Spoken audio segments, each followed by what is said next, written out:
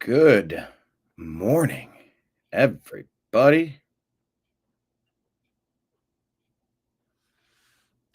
Let's make sure we are live here on the New American Media. Yes, we are streaming on Rumble. Appear to be streaming on the other locations as well, so let's jump into the show. Broadcasting to you live from the Orion Spiral Arm of the Milky Way Galaxy, the solar system, planet Earth, North America, the United States of America, somewhere in between two formerly tariffed nations. My name is Brian Engelman. Today is Tuesday, April 22nd, 2025, and this is the TNAM AM Show here on the New American Media.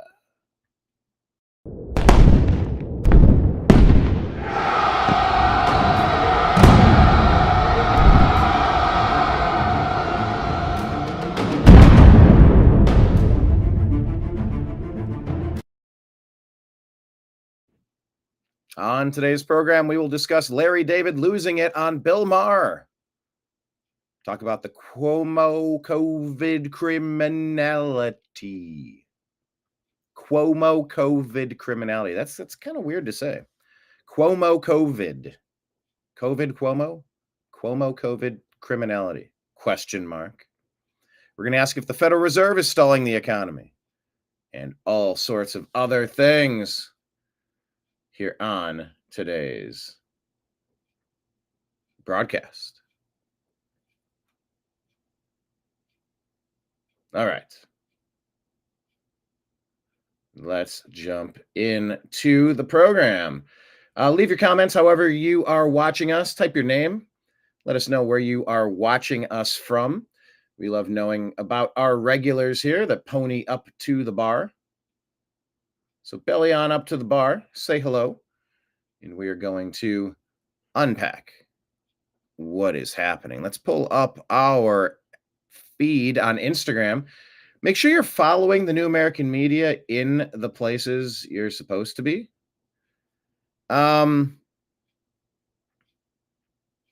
Let's click on this and pull it up. We'll get to all of the stories here. Making sure we are streaming on the other channel.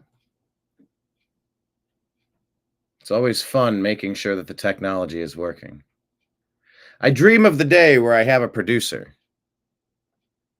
I dream of the day. Okay, yes, this is where the show starts. All right, the New American Media is in fact streaming on Facebook. What a nice bonus. I'm trying to click on it and watch it, make sure the feed is healthy. Feed is streaming. Perfect.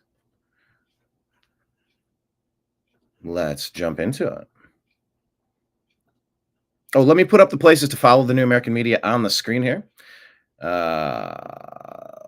Instagram, Facebook, True Social, Rumble, Odyssey, Twitch, Kick, DLive, and YouTube. Search The New American Media. Telegram and Signal, TNAM and TNAM Chat. That's at the bottom of the screen scrolling right now.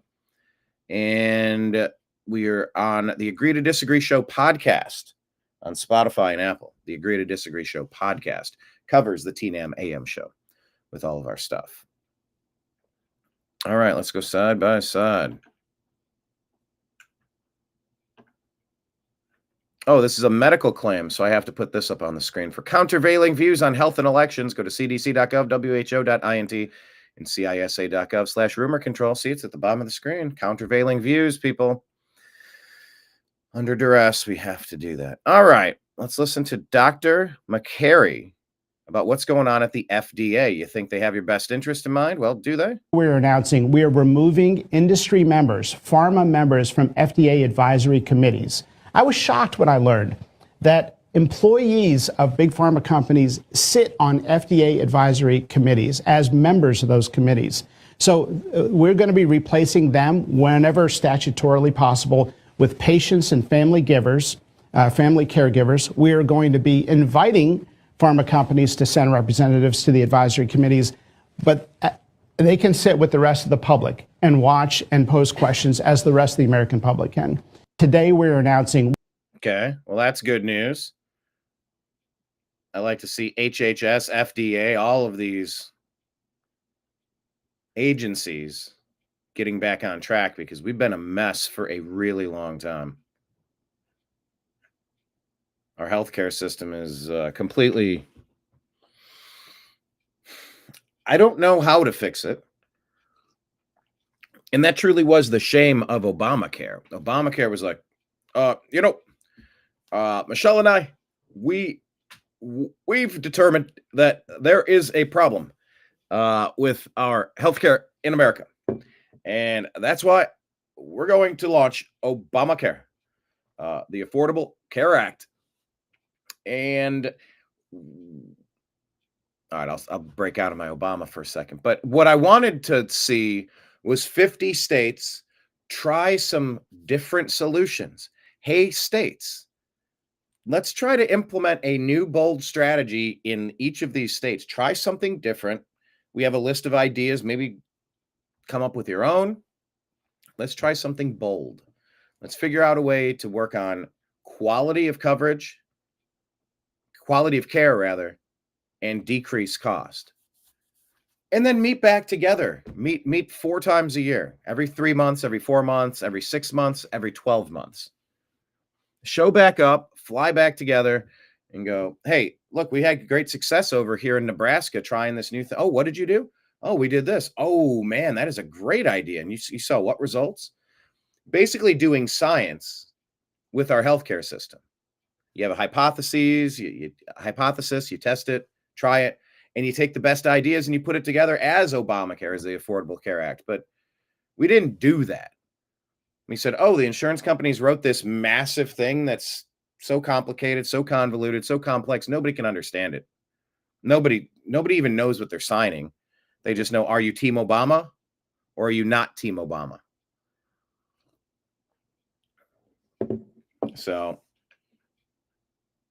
some of these conflicts of interest in HHS, FDA, all sorts of the, 3-letter health agencies,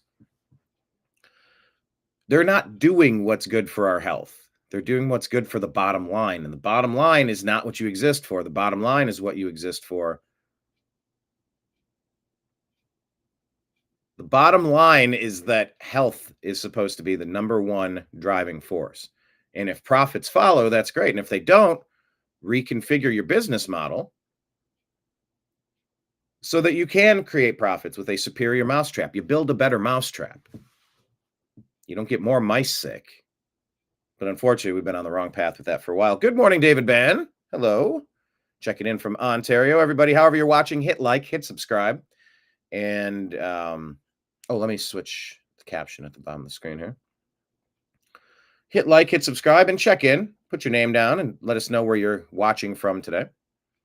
Moving on to Robbie Starbuck. He says, sorry, but if you were cool with jailing people for going to church during COVID or jailing moms for not masking their kids, then I don't want to hear about the rights of criminal illegal immigrants that you think we're violating by deporting them. Yeah, or keeping J6ers locked up with no charges for 2 years.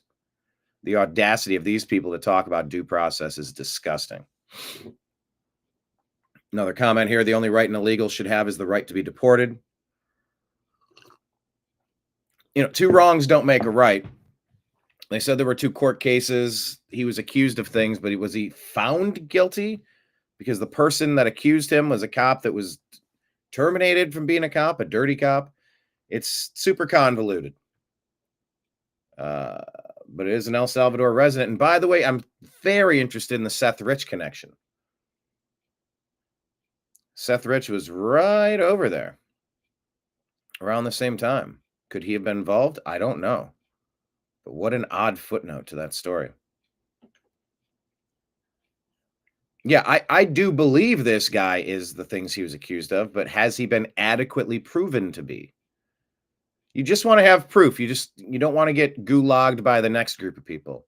And so you just want to always make sure there's some sort of check and balance in place so that you don't get caught up in a Biden net, get caught up in an Obama net. Moving on. Oh, yeah, so they're going after Pete Hegseth now pretty strongly. He had a signal chat. All right, so what's going on? Jim Hoft from the Gateway Pundit. I did interview him in Milwaukee. Check it out on Rumble and YouTube. He says White House says Trump stands strongly behind Pete Hegseth as Democrats call for his ouster over alleged signal chats. Yes, the Democrats are trying to do everything to pick away at President Trump's cabinet and his agenda and his everything. Emerald Robinson says the push to get rid of Secretary of Defense Pete Hegseth is being done by the pro-Israel hawks who want to install Senator Tom Cotton in the Pentagon to make sure America goes to war with Iran, according to 3 sources. Well, unnamed sources, that's always a dead giveaway. It's a big red flag when consuming a story. It doesn't mean it's incorrect. It just means it's hearsay and conjecture. It's not evidence. It's not factual. Yes, David, the pharmaceutical industry did make a lot of money during COVID-19 for themselves. Oh yeah. They did not hate that situation as much as you might think. And a lot of people got caught up in a spot where the hospitals get their kickbacks based on if they have a COVID patient, if the COVID patient gets a breathing tube inserted, and then if the patient dies. And, unfortunately, my brother got wrapped up in that. They withheld ivermectin from him. His other doctor didn't know or didn't want to prescribe the right amount of ivermectin because he did take it, but at a much smaller dose than it should have been for his weight, because they were so scared at the time. Biden was pushing all these punitive measures for judges, for doctors, rather, for pharmacies, trying to demonize this somewhat innocuous billions of doses served with almost, minimal side effects. They made it hard for him to get the right dosage of ivermectin, hard to get, even vitamin C drip or hydroxychloroquine, the Merrick protocols. They just wanted a one-size-fits-all approach of remdesivir. They just said, we're not allowed to make decisions at the hospital, is what we were told. There's a protocol that we have to follow. And everything was top down, and nobody was allowed to treat their patients the way they wanted to. And monoclonal antibodies were withheld. The Biden administration was unhappy that Florida's Governor Ron DeSantis was having success with monoclonal antibodies, so they withheld it. And so my brother's doctor was like, they took him away. I don't think it even works. And then the administration will tell you, well, they took him away because they were successful on a previous strain of COVID. Okay. Maybe not. That's up to you and your doctor to figure out. Like, so what? Maybe not. But it was withheld. And that's what my brother wanted to do. And he said they've been canceled everywhere. You can't even find them. They were 5 minutes up the road, but the doctor either didn't want to tell him that or couldn't tell him that or didn't know to tell him that. So yeah, a lot of people made money because it was all about the little check marks, the little check boxes. Pass go, collect $200. Pass go again, collect $400. I mean, like, everything had a graduated scale of here's how you get your bonuses, your kickbacks. I mean, you've seen these forms where, it's exposing how doctors make their money if they give out a certain schedule of shots. It's like, yeah, if you gamify it and just, hey, if you sign up 40,000 people, we'll give you a $40,000 bonus. Oh, okay. 4,000 people, 40,000, whatever it is. I don't know the numbers. And that component of healthcare needs to just go away.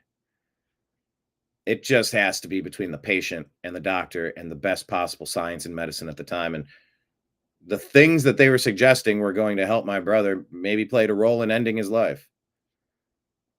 I was watching a show yesterday, and inevitably, as the series progressed, it got to the COVID year, and I was asked, does it bother you? Have these COVID shows and COVID talks, and it killed your brother. And I'm like, I have days where I explore my anger more. I think someone like Alex Jones was taken out of context in the conversation where he brought up maybe it was a court case, maybe it was his divorce, and he something along the lines of he said something like, "I play a character." It's like, see, Alex Jones doesn't even believe the stuff that he says. But I realized I kind of thought about it when I was asked, "How do you feel?" And I'm like, some days I explore my anger. It doesn't mean I'm not angry. It doesn't mean I'm happy.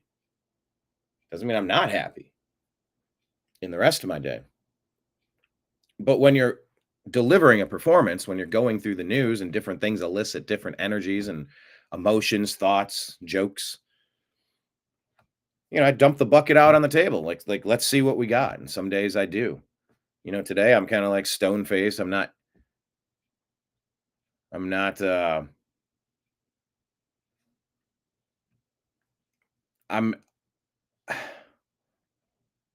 I'm just going to roll with it. I'm sort of monotone, going through the motions with it, just disconnected from the fact that it took my only brother away, Yeah, of course. How could you not be angry? Yeah. I want nothing more than Fauci to face the consequences of his actions, of his misdeeds, of his Beagle torture, of his COVID funding, and this lab release. Don't call it a lab leak. No. It's not a lab leak. It's a lab release. It was released. It was intentional, unless someone proves me wrong. Remember, they lied to you for years. Oh no, it didn't come from Wuhan. Oh, stop! You're being racist, huh? Geography is racist. Cool story, bro. So yeah, of course I'm angry. And there's nothing more that I want than justice for the people like my brother. David saying that their protocol was on purpose to make money, and of course people suffered. I pleaded with my brother, please don't let him put you on a ventilator. Don't let him do it. It just blows your lungs out. And then one of my friends like, oh no, I was on a ventilator for a while and I got through it and it'll be fine. You're like, I don't know, maybe it will be fine. No, it wasn't. It blew. No, it wasn't fun. But yeah, the protocol was on purpose and it was all set to click, make money, click, make money, click, make money, click, make money. So yeah, anyway. Back to Pete Hegseth. Thanks for the comments, though. I did a good job staying calm and collected today, though. Anyway, so you have 3 unnamed sources saying that the push to get rid of Secretary of Defense Pete Hegseth is being done by the pro-Israel hawks who want to install Senator Tom Cotton in the Pentagon to make sure America goes to war with Iran. That's according to Emerald Robinson. So keep your eyes peeled on that story. Stephen Miller reminding us, if you were an American falsely accused of wrongdoing on January 6th, it wasn't merely difficult to get due process, it was impossible. The entire system was rigged against you, all of it. Those persecuted Americans could only dream of the due process that's being afforded to illegal aliens.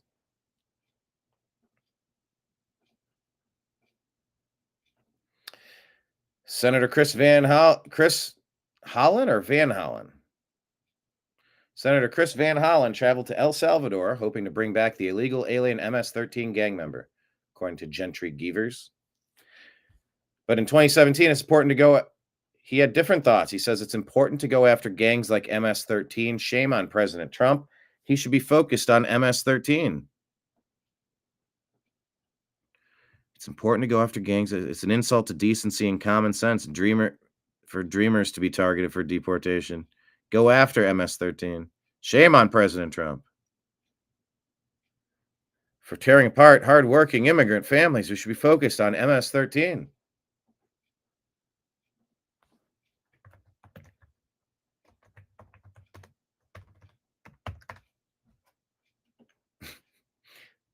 Yeah, it's always fun when these previous posts come back to make sense of things.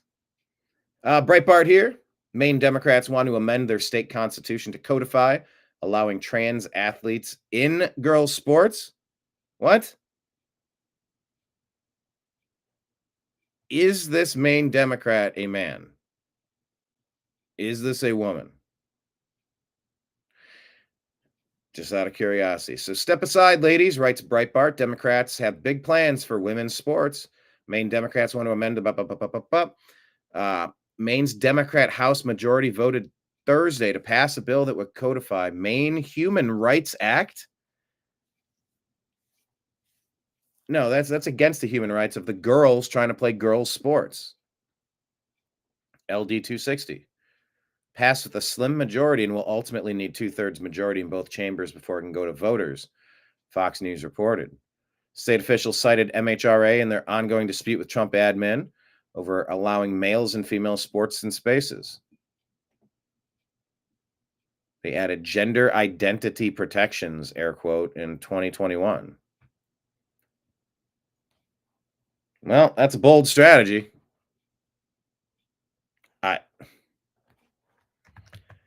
I'm just going to type, imagine fighting this hard to abuse and creep out the ladies. Great job, Maine Democrat. No, just Democrats. Great job, Democrats. Imagine fighting this hard to abuse and creep out the ladies. Great job, Democrats.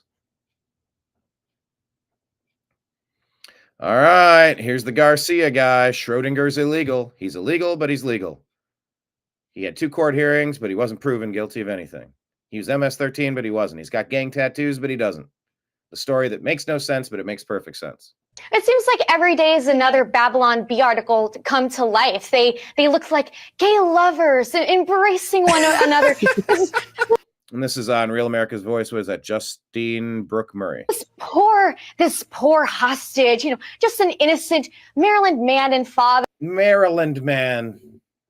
This is what MSNBC and CNN have peddled. Actually, over 205 times they've used that phrase to describe him within the first 2 weeks of April. And I believe in all over 500 times.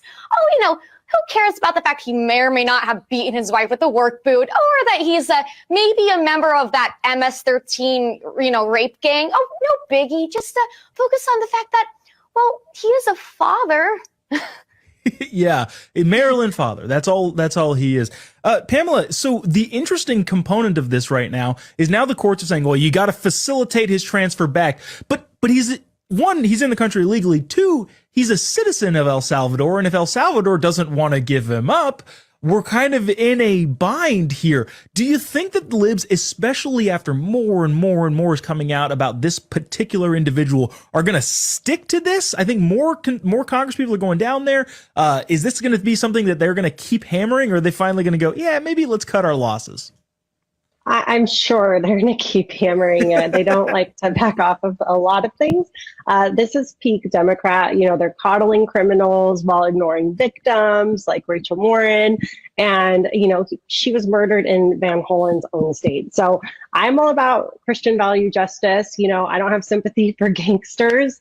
And, his trip was not leadership. It's a disgrace, but that is what they like to do. They like to continue on with things that don't make sense to over half of us. Yeah, taxpayer-funded disgrace, by the way. That flight was funded by the U.S. taxpayer.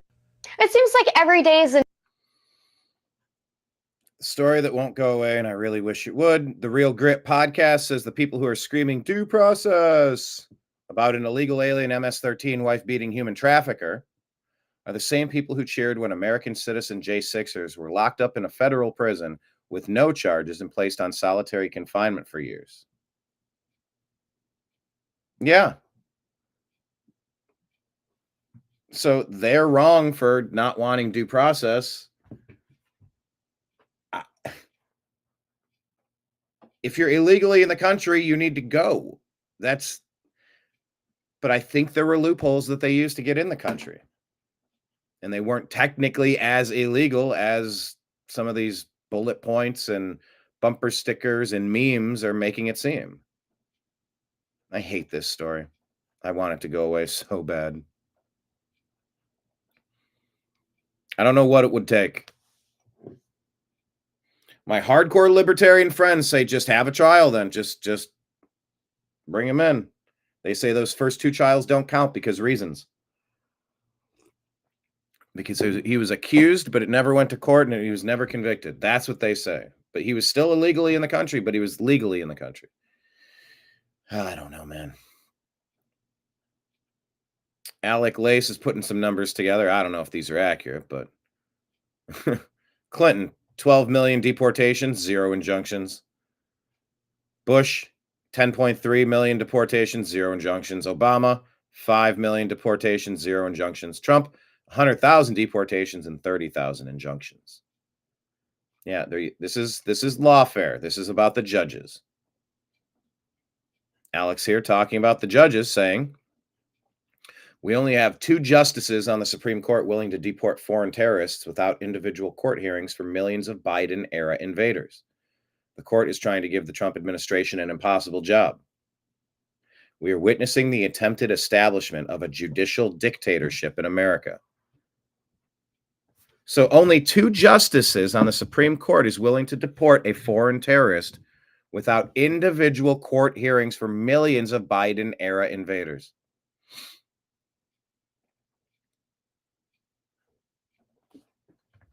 So what's the fix? What do we do?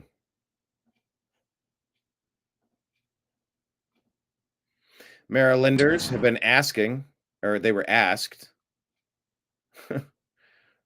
about this Kilmar Abrego Garcia, the Maryland dad. Designated MS-13 terrorist, and Donald Trump deported him. How does that make you feel? I feel safer. He gotta go. He gotta go. Need to go. I mean, that's it. But he was a father. But he's still a terrorist. Okay. I mean, but there's children living without fathers now. He should have picked and choose, so he picked to be a terrorist instead of worrying about his children. The Democrats, they want him back. They say he was wrongfully deported. He has a wife and a kid who's a citizen. They're calling this a national emergency. Is this a national emergency? I wouldn't call it a national emergency. We got more things going on. We have more things, more fish to fry. I just found out about it, so I don't think so. What kind of national emergency? For what? What is the emergency for? Ain't no national emergency, no. He was accused of hitting his wife twice and was a suspected human smuggler. Was he wrongfully deported? No. He need to go. If he's a smuggler, yeah, he need to be deported. It's better to be safe than sorry. Your senator here, Chris Van Hollen, he flew to El Salvador where this guy was deported. He met with them, had lunch with them, had margaritas on the table. What's up with your senator? I have no idea, but I do believe that was a waste of taxpayer dollars. Margaritas.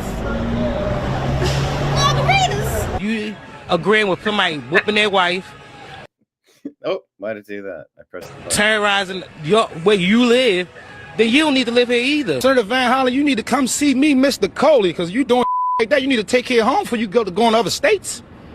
He went to El Salvador. Oh, that's another country, excuse me. What has Senator Chris Van Hollen ever done for you? Nothing. Nothing. For me, nothing.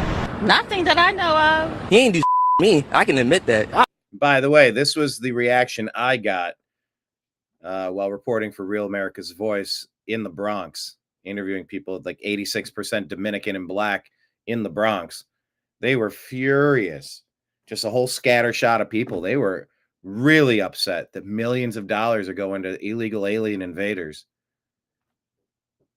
They're not getting any price relief. The bodega, all the prices are... They're like, I can barely get a bag of stuff for $100 at the grocery store. Like, I'm struggling here, and you're putting these people up in 4-star hotels? Are you out of your mind? Went to Western North Carolina to film Hurricane Helene, Help on the Way, the documentary. And the people there were like, they're taking FEMA dollars away from FEMA to give to illegal alien stuff for the Obama Doctrine Colonization Project, to take all sovereign nations and dump military-aged men inside of them to permanently change the voting base and maybe stage a bunch of Manchurian candidates. We'll see how that goes. Jury's still out on that one. But yeah, they were upset. They were like, FEMA's barely helping us at all. If anything, they're getting in the way. And there's not enough resources. And you heard the same in the Palisades, that things aren't happening fast enough. President Trump, one of the first things he did, went to the Palisades, went to Western North Carolina to fix things. So yeah, my experience, man, on the street is very similar to this. Not happy with the Biden open border policy. I've never even heard of this person. Do you want Kilmar Abrego Garcia, this quote unquote Maryland dad, living back in Maryland? No. No. No.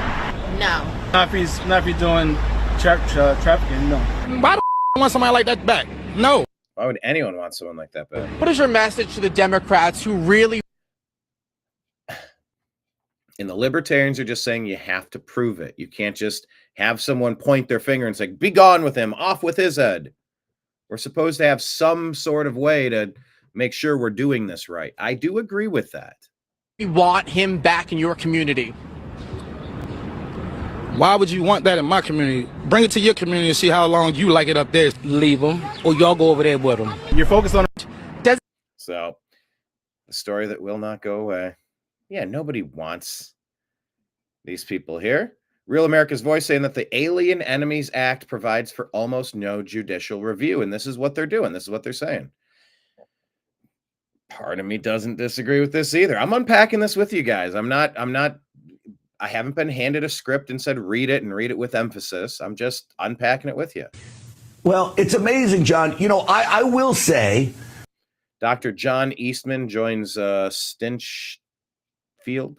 I had thought, and now forgive me if it was you that tipped me off to this idea, and because there's so much information, but that the president may not have needed to use the Alien Enemies Act, and by using it, he opened himself up to legal interpretation. Others says, no, it's not open to legal interpretation.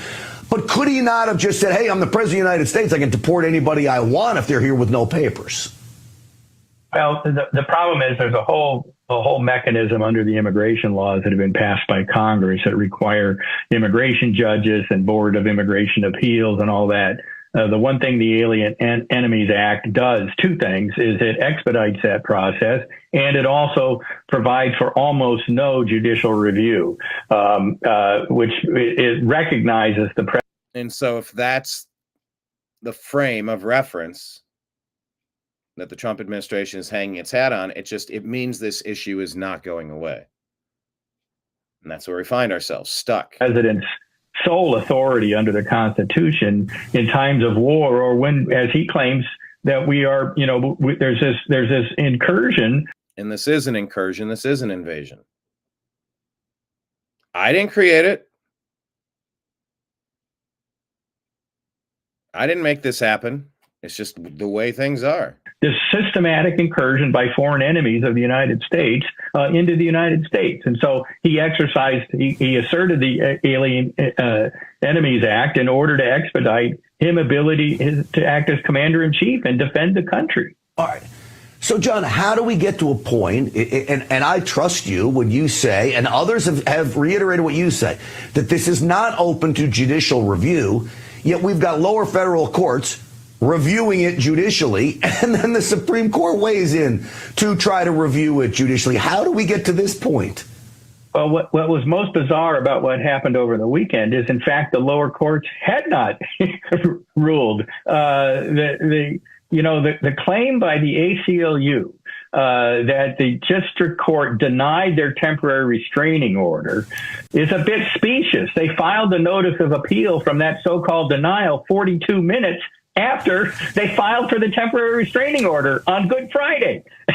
and the district court judge said, I'm looking at it. Give me a little bit of time. And they went ahead and filed it anyway. And then it gets up to the Fifth Circuit. The appeal deprived the district court of jurisdiction to continue looking at it. And the Fifth Circuit Court of Appeals ruled that we don't have jurisdiction because there's no temporary restraining order denial here. We are on an endless loop on this story. There's no judicial appeal. There is judicial appeal. The president has the authority. The president doesn't have this authority. We have civil liberty rights in America. You don't have civil liberty rights if you've illegally broken into the country. You haven't illegally broken into the country if you've gone the way that the Democrats have told you and kind of found a loophole to sneak you in. Oh, no, I snuck in with them. I'm good. I'm with them. And then you get some sort of legal protections. And I get why the Trump admin doesn't want to bend it, doesn't want to give an inch on this one. I get why. Because it's all they're trying to do is poke one hole in the bottom of the boat, and eventually that'll tear the whole thing apart and sink the whole boat. Is this the right way to go about fixing what Obama and Biden broke? And so it was a farce. And you know, then you get to the Supreme Court and they ask for emergency relief. And as Justice Alito points out in his dissent, it's unprecedented. Why is it unprecedented? Well, the Department of Justice pointed out later in a filing later on Saturday that the people that were the named parties in the case were already had habeas corpus petitions pending in the district court. They weren't being removed at all. And so what they are seeking is relief on behalf of some unnamed members of a class that had not even been certified. That's what's unprecedented about it. Well, it's amazing, John. You know, I will say, I had thought, and now forgive me if it was you that tipped me off to this idea, and because there's so much information, but that the president may not have needed to use the Alien Enemies Act, and by using it, he opened himself up to legal interpretation. Others says, no, it's not open to legal interpretation. But could he not have just said, hey, I'm the president of the United States, I can deport anybody I want if they're here with no papers? Well, the problem is there's a whole mechanism under the immigration laws that have been passed by Congress that require immigration judges and Board of Immigration Appeals and all that. The one thing the Alien Enemies Act does, two things, is it expedites that process, and it also provides for almost no judicial review. Yes, that did reset. The problem with this player is you don't really get to see where you're at on the timeline of the story. You regret. All right, let's bounce over here. The PBD podcast sharing this. This isn't Patrick Bet David. I don't know who this guy is. But watch Elizabeth Warren's face when she gets called out for gaslighting about Biden's mental sharpness. Lie and then laugh. Watch this. This is telling. Saying that President Biden had a mental acuity. He had a sharpness to him. You said that up until July of last year. I said what I believe to be true. And you think he was as sharp as you? Did you see her laugh? Did you see her like tuck her neck down into the shoulders and like stifle a laugh? Was Biden as sharp as you? I said I had not seen decline. And I hadn't at that point. You did not see any decline. And I hadn't. When the voice goes up, it's one of the many indicators that someone might be lying. From 2024 Joe Biden to 2021 Joe Biden? Not when I said that. You know, the thing is, he was sharp. He was on his feet. I saw him. Live event. I had meetings with him a couple of times. Senator, on his feet is not praise. He can speak in sentences is not praise. All right. Fair enough. Fair enough. I mean, you regret saying the comment, classic white man telling a Native American what to think. That's funny. Next comment, that pause when he said, as sharp as you. I'll just play that because it's right at the beginning. I'll share it. Saying that President Biden had a mental acuity. He had a sharpness to him. You said that up until July of last year. I said what I believe to be true. And you think he was as sharp as you? Right there. I said, I had not seen decline. Lies. Come on. Oh, Elizabeth Warren is gross. Just a reminder from 300 Guns. Not a single Democrat went to Gaza to demand the release of American hostages. Not a single Democrat went to Gaza to demand the release of American hostages. Yes, David, America is at war. America has been at war. Some of us have known it. Some of us have pretended we're not. It's been going on for a while. Desperate times call for desperate measures. Stephen Miller asking, why are Democrats so hell-bent on keeping criminals in our country? Many pressing constitutional issues have been swept aside that American citizens need resolved, right, who are being persecuted by left-wing mayors, left-wing governors. This is on Newsmax. Left-wing bureaucrats who actually need relief. How many of their concerns have been swept aside so our entire judicial system can spend hour after hour, week after week, month after month scrutinizing every single last detail of a deportation of an invader sent here by a foreign government? Pressing Foreign invader, illegal alien sent from a foreign government. All right, what's this? Switch the screen size. Judge Mary Rosado issues a temporary restraining order. Judge Mary Rosado issues an order temporarily blocking New York Mayor Adams from allowing ICE on Rikers Island. So Steve Lodge is saying again, there's absolutely no authority to issue such an order. Why would you block immigrations and customs enforcement from going to the prison? Why would somebody do that? Of course you go to the prison. Of course you take all of the bad people out and give them back. You get them out of the country. Why would you let them stay? Why would you defend that? I just don't get where they're coming from. Who they're working for. What is the point?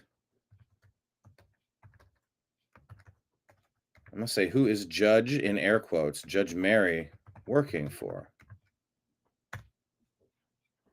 Of course you put immigrations and custom into jail. That's the easiest way to get rid of a lot of useless eaters. Why are we paying for illegal alien criminals? Get them the hell out of here. And they should have never been allowed to come in here in the first place.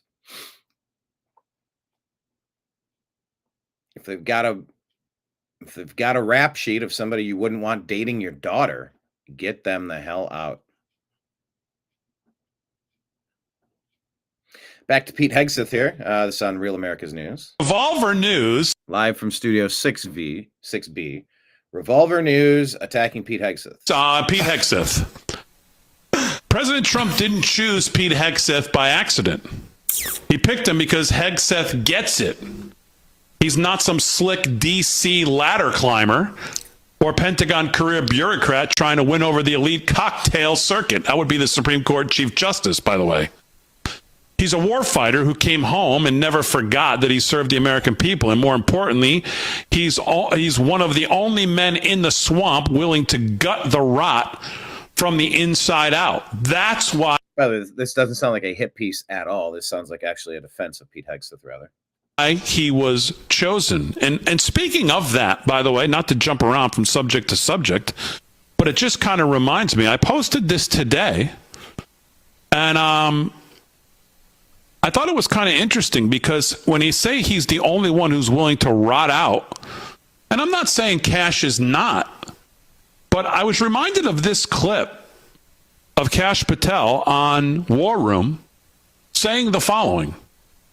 Personnel is how you take on any corrupt apparatus in Washington, D.C., because they are the ones in Washington, D.C., these government gangsters, implementing these corrupt, weaponized system of justice, intelligence, and defense. And what you need is sweeping personnel changes in the leadership structures of the agencies that we've been talking about, Steve, for 10 years now? And we've given example after example. And what you have to do is, in my opinion, is take not one at a time, take them all at once. And with the Senate package. Okay, we can just stop it there. Yeah. And my question is, why is he not taking his own advice?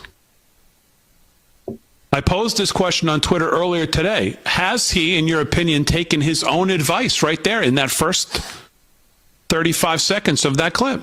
Okay. By the way, we said Democrats will attack everyone and anyone to destroy MAGA at any cost. Reject the Democrats and destroy their entire party. Democrats destroy everything they touch. Yeah, it's not about Hegseth being fireable. It's not about Kilmar being a stand-up person. It's about doing anything you can to make Trump look bad, to score points against Trump. All they're doing is throwing rocks to try to hurt Trump. That's what they're doing every single day. I get it. I get the politics of it.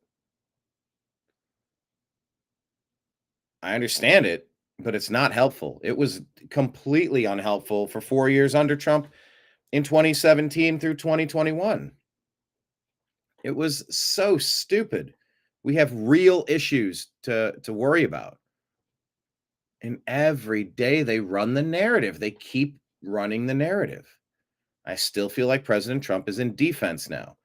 You know, a lot of activity, a lot of action, but end of the day, I really feel like he's back to playing defense. The Democrats have a way of staying on offense all the time. Find an issue, drill down on an issue, keep figuring it out. Which one? Not this one. Fine. Try another one. Not that one. Fine. Try another one. Oh, Kilmar? Great. Let's just live on this issue forever. Oh, Pete Hegseth? Good. Let's just keep hammering. We're going to have a breakthrough soon. We're going to get to him. It's a nonstop effort of destruction. That's what the Democrats stand for. Kash Patel? Yeah. We don't know what he's doing yet. No, we don't know what Patel is doing yet. We don't know what Pam Bondi's doing yet, or Dan Bongino. And we wish they'd hurry the hell up, because it feels like there's inaction, and it means that the deep state's winning. That's why you look at Kilmar, the deported citizen, non-citizen, El Salvadorian citizen. You know, who's winning? Well, if you stall the deportation to the point where you can't deport people, yeah, then Biden and Obama win. They fundamentally transformed the United States like they had planned, the Cloward and Piven strategy to collapse this nation, to replace Americans with non-Americans who don't understand the language, who don't understand our foundational principles, who don't understand community camaraderie, who don't understand the American way of life. They're just dumped here to change America. I don't want that. Nobody wants that. Some Democrats want that. Other than that, you either win or you lose. And the Democrats have created a problem that we are trying to clean up. It's like Hurricane Helene, back to that documentary, Hurricane Helene, Help on the Way. Check it out on Rumble and YouTube that we made. You know, we went to a church. The church goers did not create the flood. But what were they doing? They cut out the drywall 2 or 3 feet up the wall. They ripped everything out, scrubbing down with bleach, wearing their boots, cleaning, trying to get rid of all the mold before it becomes a problem. They were there just to clean up the mess. And that's what MAG is doing. They're trying to clean up the mess. Yeah, well, you didn't cut the drywall perfectly. Well, you know, installing the drywall, you got to, you know, maybe you should take out all the drywall and put in some insulation. You know, while we're at it, the R rating on that insulation, maybe we should, but then again, who's going to pay for this? We don't have them. I don't know. Maybe we should raise the dues. Maybe we should double down on asking for donations. There's a lot of second guessing. It's easy to complain about the work that's being done, but unless you got a better solution and are willing to put on the boots and get in there and start scrubbing yourself, maybe sit this one out. They're cleaning up the problem that something else caused. The Obamas, the Bidens, the Democrats broke the border, and it's Trump trying to fix it. So I have some compassion and understanding for defending America against this incursion, against this invasion, against this Cloward and Piven strategy to overwhelm the United States with non-citizens. So I'm sympathetic. This situation doesn't worry me, but I do understand the slippery slope argument that if you're going to kick someone out, you got to prove it. And they're saying that they just didn't prove it enough. They just didn't really do it enough. And this should be an easy one. So if it's easy, just do it.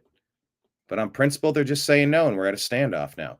And Bukele down in El Salvador, he's not playing the game. He's getting paid by Trump. He's not going to rock that boat. He's like, yeah, I'll take some animals, put them in a kennel for a while. I'll get paid for that. He's like, El Salvador's safe now because I got all these idiots off the street. They're not terrorizing our residents anymore. It's like, that's all we begged in Los Angeles for year after year. Please stop letting the dirtbags terrorize the entire neighborhood. It's 5 to 10 people ruining it for everybody, making everybody unsafe, fearful, God, we saw cars on fire, properties on fire, laundry rooms broken into, homes broken into, packages stolen off of the front porch, graffiti and property crime everywhere, openly dealing drugs, openly getting into fights in the street, gunshots. It's the same 5-10 people.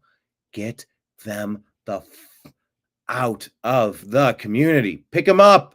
Take them away. Everything will calm down. We can get back to it. LA didn't care about us, so we left. It's really sort of that simple. Revolver news, Pete Hegseth. Oh, there was more to that. I did. I'm not going to play the whole clip again. Sorry, I clicked on the wrong thing, but I think we were close to the end there.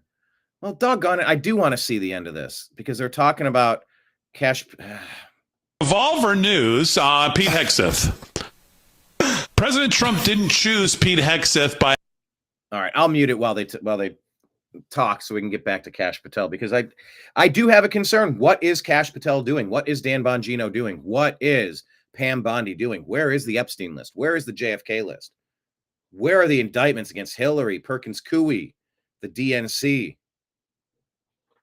Obama, Biden, Fauci, Cheney, Kinzinger, Pelosi, Schiff, Schumer?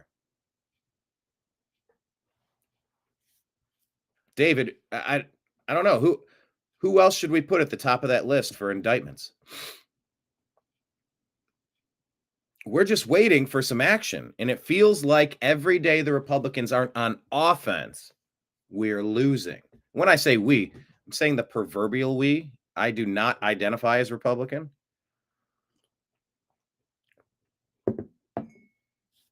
I, like many people, have a blend of ideologies that I subscribe to. I am conservative in some regards, and I am kind of progressive in some others, where like I really want to try some bold new ideas when it's necessary. I don't want to make bold changes when it's unnecessary. So I'm somewhere in the middle. And we've given example after example. And what you have to do is, in my opinion. But when I say we, the proverbial we are losing if we are not staying on offense. I am more MAGA. I want to make America great again. I want a dollar that spends so you can actually get ahead and get your savings and get things under control and have a great, successful life. It's not easy to do these days. Maybe it never was, but I think it used to be better. And I got a clip I'm going to play in a little bit about that. But putting this country back together and putting it on a path to success, it's going to require some vision. And so, yeah, I do align with the MAGA vision of reconfiguring things and correcting things so that we will benefit instead of the system that had been set up by the deep state. We have all been losing under their system. They got greedy. They killed the goose, us, that laid the golden egg. They took too much. It's the same story with the unions. They take. They eventually kill the goose that lays the golden eggs. And then they're like, well, where's all my money at? Well, yeah, you bankrupted your company because you took. You bled it dry. And America's been bled dry, $36 trillion on a credit card debt. We have to do some radical stuff right now. So when I say we, I don't mean Republicans. I'm just saying when MAGA is on defense, it feels like MAGA is losing.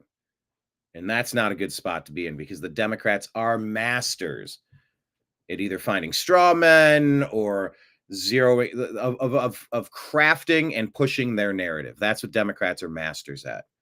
So you got to fight back against it. And that's where we end up in a standoff like this.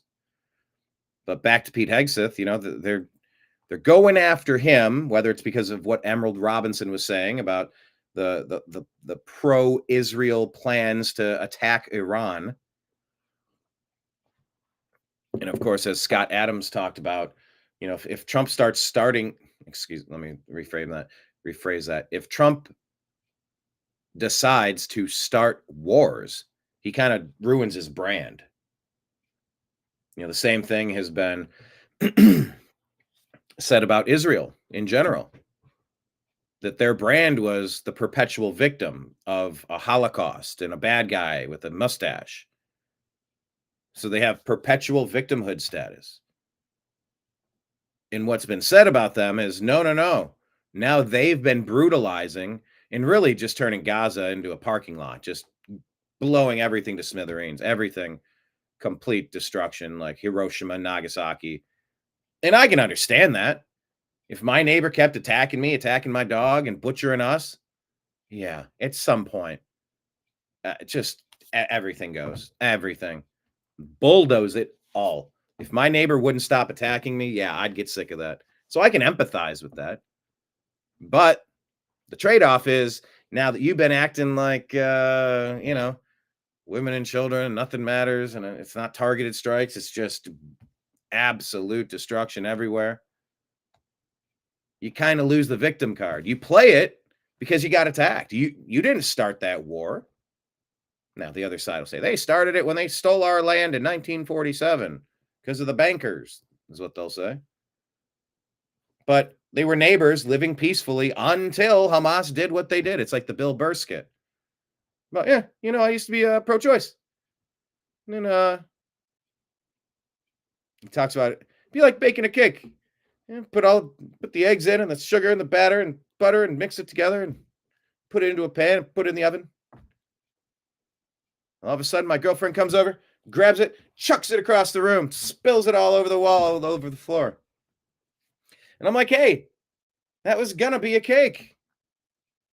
Or no, hey, what'd you do to my cake? She goes, that wasn't a cake. Yeah, well, it was gonna be until you came in and did what you did. So once again, it's a story where I see both sides. I can see why Israel will be so sick of getting attacked. It's like, yeah, if they can't get along with us, all right, you declared war with us, fine.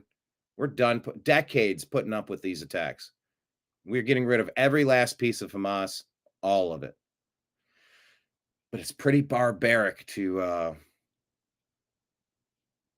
just wipe the whole chessboard clean, just scoop all the pieces off the board. And that's essentially what they're doing in Gaza. Being accused of heinous war crimes. Well, war is a crime by nature. It's brutality. It's why you should try to avoid it if you're a sane person. So I don't know. I don't know if you agree with that, but a lot of people say that Israel lost its perpetual victim card because now they've made victims out of the innocent Palestinians, not the Hamas people. Well, how do you separate them? They won 85% of the vote. Yeah, well, that was 30 years ago, and that doesn't really represent them. Okay, well, then who did the attack? Oh, you think Bibi let that happen? You think Bibi accidentally? You think Israel got surprised? If Israel got attacked, it was their own fault. They did it to themselves. I'm like, so you're telling me the girl got abused because she wore a nice short dress to a club? She asked for it? She asked for her abuse? She asked to be attacked. Once again, this is one of these stories. I hate this story. It's just like, it just depends on which side of the Spider-Man meme, who's pointing at who, and you're pointing at you and me, and I'm you and you're me. But anyway, back to cash. We just want to see America put on the right track, because when Republicans, MAGA, are on defense, Democrats are winning. And when the deep state Democrats are winning, America's losing. So, we're getting sick of waiting, and we're wondering about Kash Patel. Why aren't you moving faster? Why aren't you going after the perpetrators, the puppet masters of the destruction of America? Is take not one at a time, take them all at once. And with the Senate package. Okay, we can just stop it there. Yeah. And my question is, why is he not taking his own advice? Why is he not taking his own advice? I posed this question on Twitter earlier today. Has he, in your opinion, taken his own advice right there in that first 35 seconds of that clip? Who, Kash Patel? Yeah. We don't know what he's doing yet. And again, I reference back to the Bongino tweet, regarding saying just because you're not seeing anything happening just yet doesn't mean nothing is happening. So, you know what? We'll give them some more time. At least You know, because he's been Patel's been you talking can't about take them this one for by a one. You time. take them all at once. Has there been wholesale changes of leadership at the FBI? There may have been. We just don't know. We don't know. These people we don't know their names. We only knew the one guy. Who was the one guy? Christopher Wray. That was the only guy. If you ask somebody about the FBI and in the last 3 years they say Christopher Wray, that's probably the only name that would come to mind.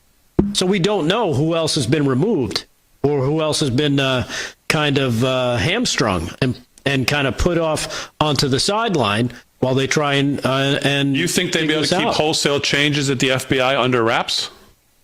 Probably. And that's what they're asking. Has there been the perp walks and the firings at the FBI, or is he just in the middle of that system and he's not going to change it? It's going to stay as corrupt as it ever was because it went absolutely bonkers, internalized. Instead of going after bad guys, they were going after American patriots because that's what Obama Biden wanted. They didn't want people standing in the way of their ability to fundamentally transform America in 5 days, as Obama famously said on stage. Probably. Evolve or new? So the attacks on Hegseth are kind of obvious because they're going to attack anything. But the question is, does he deserve it? And should he stay? And is it all much ado about nothing? Feels like much ado about nothing. Democrats put out on X, they said Trump's White House is using 30,000 real eggs worth over $15,000 for their Easter egg roll. Meanwhile, Americans dyed potatoes instead of eggs this Easter to save money. McGill says, so a man can become a woman, but a potato can't be an egg? You sound like a bigot.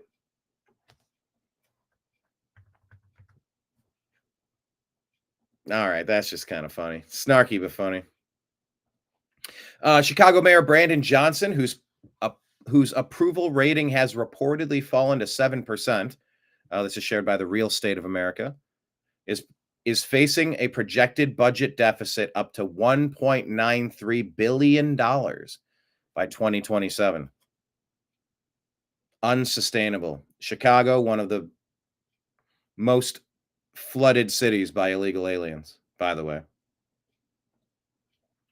Raheem says if you skipped the due process when you came into the country, you should be afforded no due process on your way out. That's it. That's the tweet. Do you agree or disagree with that?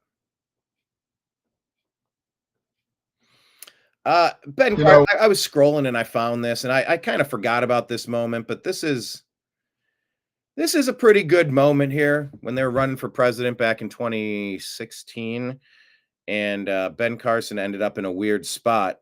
President Trump kind of like, he came in to kind of sort the situation out. It was a cool moment. If you sort of forgot about this or remembered, if you sort of forgot about this, let me play it to refresh your memory. It was really cool. Like, cause maybe you've been in a spot like this on both sides where you're super uncomfortable and in the wrong spot and out of sync. And then other times where it's like, you're perfectly in the zone and you'll go out of your way to make somebody else feel like, nah, man, it's all good. I got you. We'll get through this. Ben Carson shares a story. When I was running for president against Donald J. Trump, at one of the debates, when we were being announced, I couldn't hear my name. All the other candidates walked past me. He came and stood beside me until they rectified the situation. He stood beside me in a time of confusion, and I guarantee you, he will stand beside you and the United States of America in that time. And he just kind of hung out there until they sorted it out to get both of them out. He didn't leave them behind. That was pretty cool. I did see that, and if you had forgotten about it, I wanted to share it. Senator Van Hollen asked who's responsible for this vacation to El Salvador, by the way. Who did pay for this trip? This was an officially cleared. And it's weird to watch the body language. No. This is an officially cleared, congressional trip, cleared on a bipartisan basis. Yes, like every other trip. You mean Chris Van Hollen, the guy that didn't want to sign the Laken Riley Act that protects American citizens against illegal alien criminal gang members? who instead of protecting Americans, his constituents, his taxpayers, he goes to El Salvador and defends an illegal alien with a deportation order that's a member of MS-13 that has been designated a terrorist organization by President Trump. Who did pay for this trip? This was an officially cleared, congressional trip. Cleared So on taxpayer bipartisan- dollars. And by the way, Chris Van Hollen didn't sign the Lake and Riley Act. Why would anybody oppose the Lake and Riley Act? Wow. Democrats looking at J6ers. Lock them away without a trial. Democrats, where is his due process for Kilmar? Two wrongs don't make a right. But we are under attack, so the president has the authority. But when we're under attack next time, they'll say they're under attack by, what will they say, Proud Boys or Oath Keepers or Patriots or MAGA. They'll say dark MAGA. They'll label MAGA a terrorist movement. Although the Democrats really should be for what they did in 2020 to burn the cities down. All the domestic terror that they were fomenting, they were behind it, pushing for it, controlling it. And I got a story about in Minnesota, one of the Tesla terrorists, they let him loose. Tesla terrorists turned loose.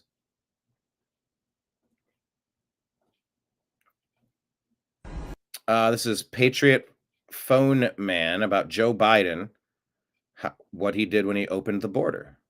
President Joseph Robinette Biden Jr., you have opened the southern border by executive order.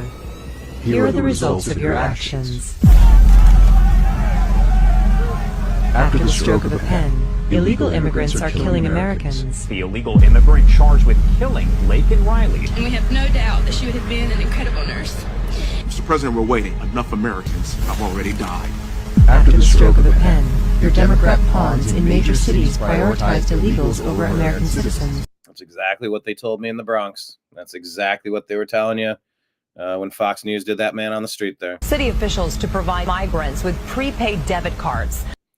Unlimited debit cards. Why aren't you helping Americans? To buy food and other things they need. This bill won't even move forward. Why? Donald Trump. Your Senate border bill supports Ukraine and allows more migrants. I'm saying over 8 million migrants. I think we're at 20 official, which makes it 30. 30 is the number. Say 30. President Joseph Robinette Biden Jr., you have opened the southern border by... All right, I guess it just... That is such a smooth transition. I'm watching it and I didn't even see it transition. Yeah, Biden is an absolute traitor. All right, on Timcast here, take a listen to this conversation. I don't see this lady's name. It should be pinned at the top, but it's not. But she's talking about what they're doing all across the country to kind of disguise ownership to lock in inflated prices. Small businesses now in greater numbers than they ever have before. What are they doing? So like on Robert F. Kennedy Jr.'s podcast, the first time I was on there, I told him about a group called Champions Group. I talked about it on InfoWars today too. On Robert F. Kennedy Jr.'s podcast, I told him they're acquiring large swaths of an entire industry. Champions Group is HVAC. And in the Southwest, they've bought up like 85 HVAC small businesses. But they didn't just buy them. They didn't just buy it. They paid for the name, image, likeness of the former owners so that they could keep looking like they were a small business. Yeah. Then they installed unified software across all of the thousands of trucks. And so no matter who you call to come look at your frozen air conditioning or condensation line, they're each going to quote you a 3 times higher price than they ever did before. Yep. And they're going to say, oh, I mean, you don't have to trust me. Call these other guys. And everyone comes out and they're all charging you more money. All of a sudden, then they say, wait for it. Oh. They say, don't worry, you can't afford this. I know it's 3 times as much as it used to be. You know, COVID, inflation, greedflation, whatever. They're going to say, don't worry, we'll finance it for you. And they'll hand you an iPad like this. And they'll say, just sign right here. They're not going to hand you a truth in lending statement like they're required to by law. They're going to hand you this iPad. And you're going to squiggle it and you're 85 years old and it says $100 a month. And you're like, oh, I can't afford it, but I'll try.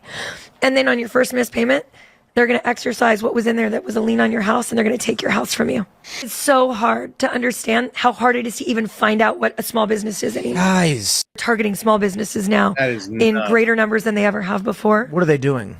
That has to be criminal activity. I didn't realize it was that bad. Doge News official says, at first, I really liked the Pete Hegseth pick for defense secretary. Now that the dying legacy media is putting out pathetic excuses for hit pieces against him, I love the pick even more.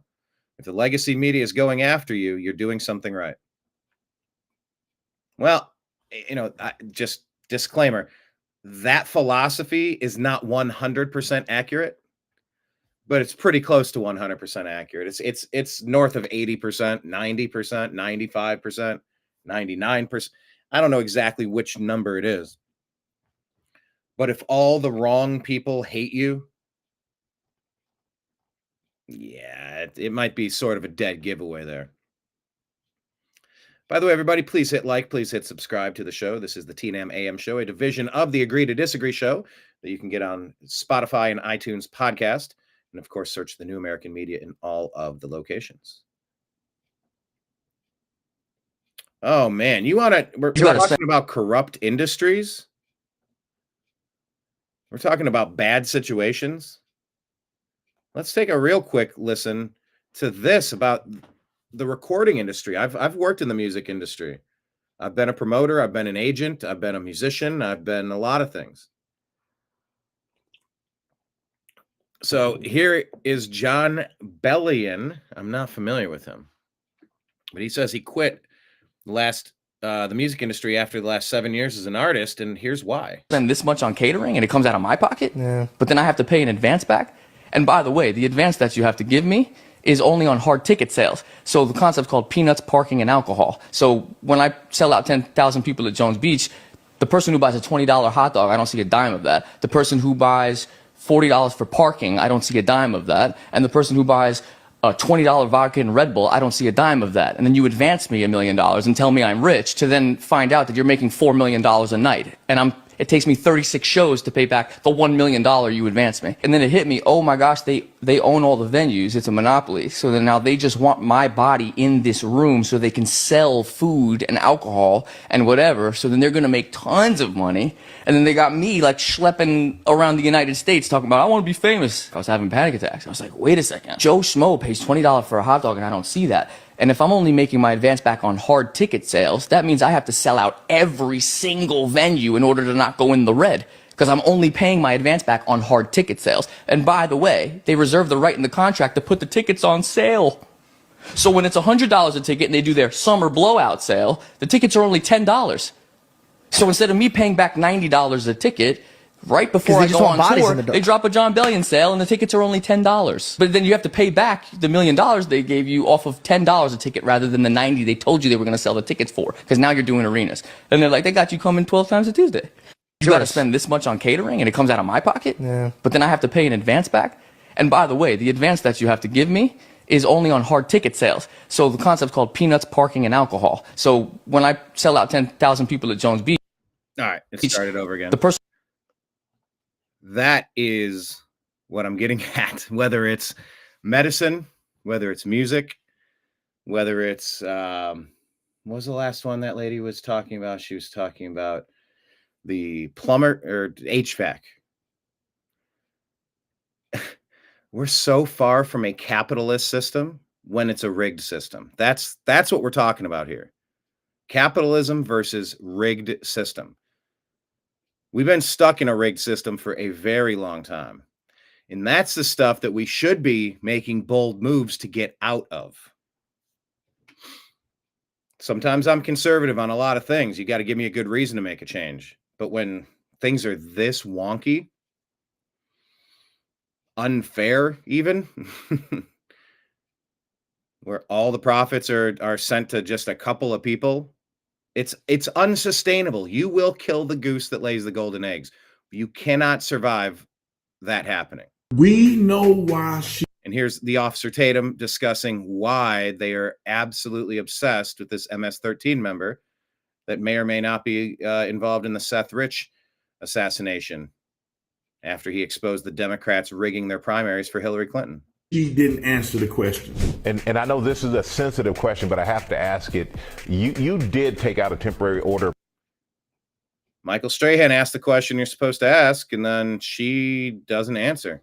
Protection against your husband in 2021. Were you in fear of your husband?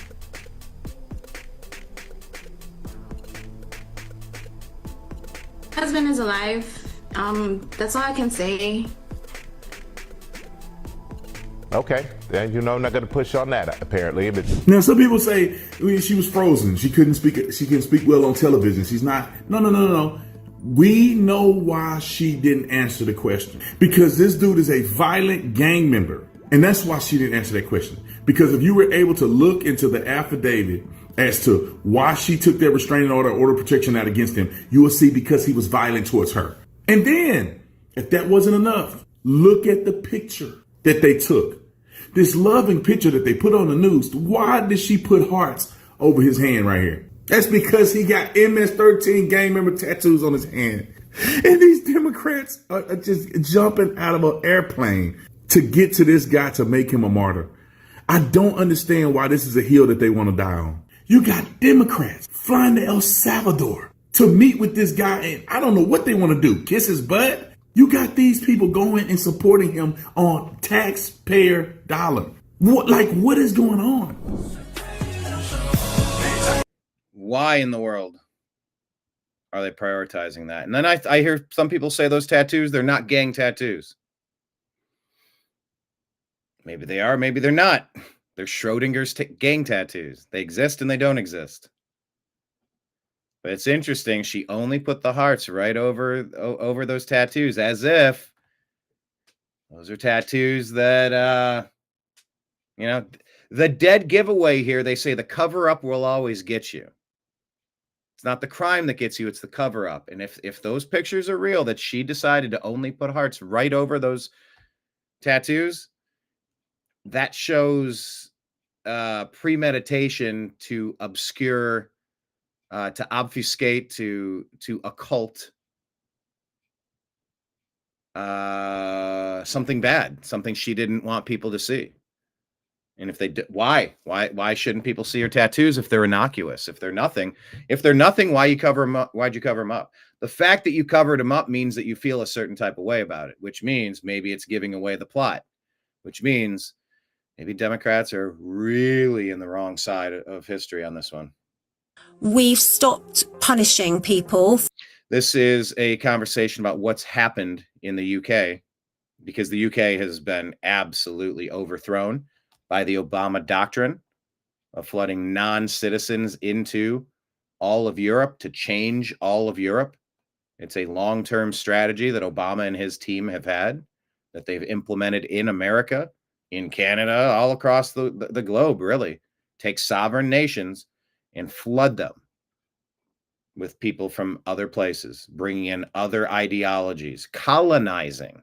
It's the Obama colonization of the globe. For crimes that they commit, we just let crime go rife. And that's what they did in Los Angeles. They just let people go for crime. They don't even prosecute criminals anymore. And it's like, well, you wonder why things are getting so bad. It's because, like I said earlier, 95% of the problems are committed by 5% of the people.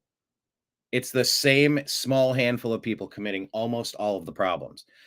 Like El Salvador figured out, get rid of the obvious bad seeds and the problems will go away. And if you just let people run rampant, let crime run rampant, your society collapses. I think that's all by design. The shoplifting that we see going on, it's not just migrants, it's white people too, burglaries, tool theft, and none of it's getting dealt with. And you can see how quickly they will clamp down if they want to, like with the Southport rioters that weren't really rioting, or the way they police social media. If they wanted to clamp down, they could clamp down. We have no consequences in England for crime, and I think that they're doing it on purpose, so that at some point, and it includes the illegals coming in, it includes not cracking down on crime, it includes just letting it all be a free-for-all, it includes children being abused, so that we start begging for more of a surveillance society. We've stopped punishing people for crimes that they commit. We just let crime go rife. And I think that's all by design. The shoplifting that we see going on, it's not just migrants, it's white people too. That one started over. I'm wondering if Facebook got rid of my TNAM Conspiracy Theory Hub group.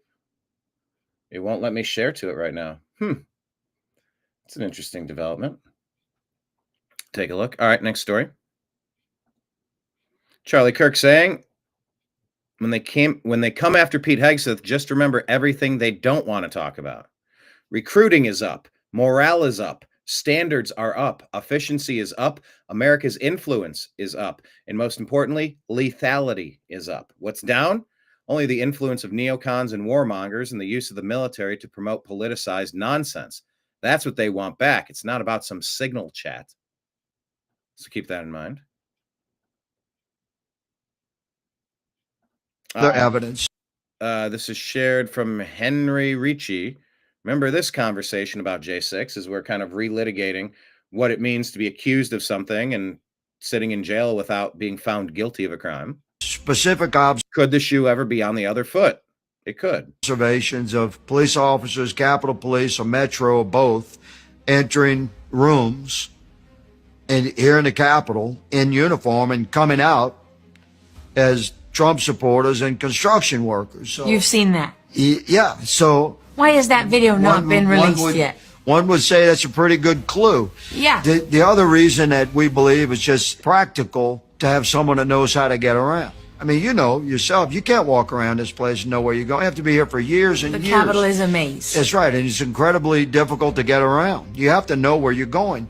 So you had to have people that were very familiar with the Capitol itself in order to lead some random groups of citizens that have come from every corner of the country, in many cases never been to D.C. before, much less walked around in the Capitol. So it just makes sense that the Trump supporters that were leading the way and were clearly already inside the Capitol before the doors were open were working in coordination with the FBI agents and assets that were embedded into the crowd. In some cases, in these groups had been embedded for months. This is ugly stuff we're discussing, but the American people deserve to know the truth, and I intend to see that it happens. Other evidence, specific observations of police officers, Capitol Police or Metro or both. This is what I hope we're going to get to the bottom of with Kash Patel and Pam Bondi and Dan Bongino, the whole J6 situation. Of my view with Laura. Here is Hannity talking with Laura Trump.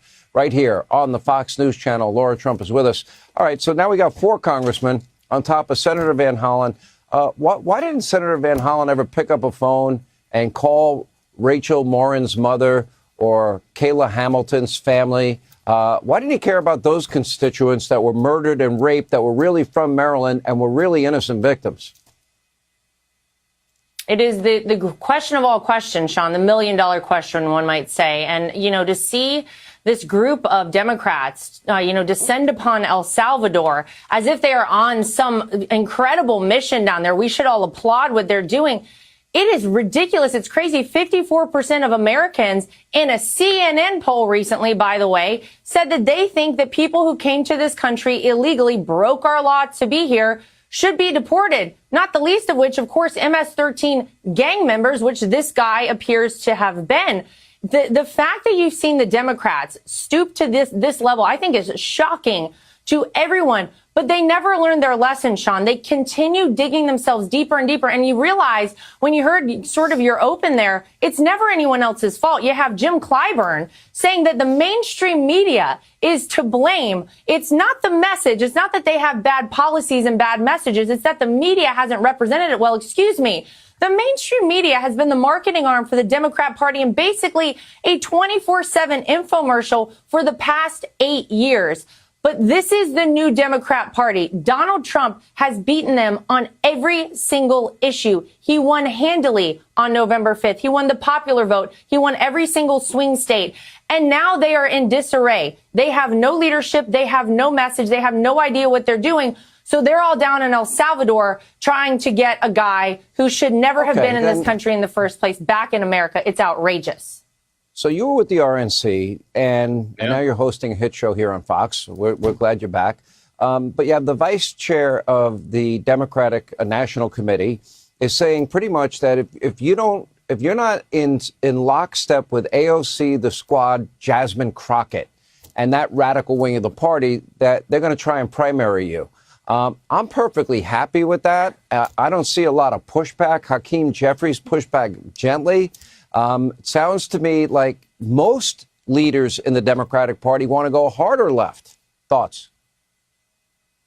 Yeah, well, and the problem they have, too, is anyone who was sort of a moderate Democrat at this point won't even admit that they're a Democrat. I mean, I interviewed on my show Saturday night Mayor Eric Adams of New York City, who is a lifelong Democrat, who is now an independent right now. And even he said it's because this is no longer a party of common sense. When you get more and more radical and push farther and farther left, you're going to lose a lot of the country. And that's exactly what's happened to the Democrats. So as the former co-chair of the Republican Party, I am all for Jasmine Crockett and AOC being the representatives and the face of the Democrat Party. I suggest that every Democrat out there start behaving that way and start pushing farther left, because, Sean, Republicans will win in perpetuity. It's outrageous. It's crazy. And the American people have demanded common sense back. Thank goodness we have President Trump back in the White House.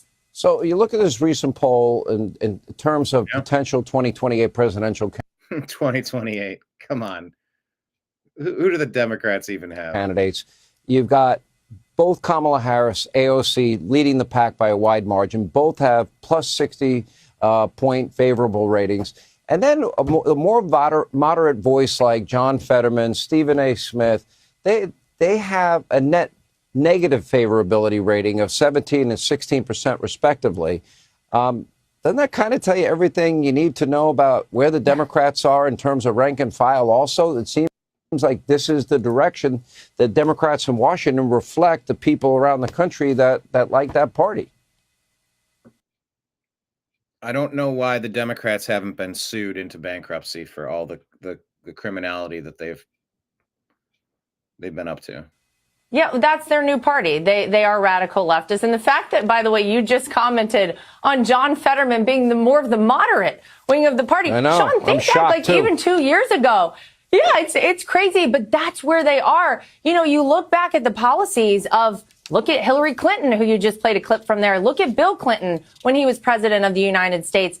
Their policies would actually fit in more so with the Republican Party now than they ever would with the Democrats of today. And so this really is a party that's lost. This really is a party who has no idea what to do. So you can see them grasping at straws and doing crazy things like sending a delegation down to El Salvador, which I assume the taxpayers paid for. So congratulations, America. That's where your money's going.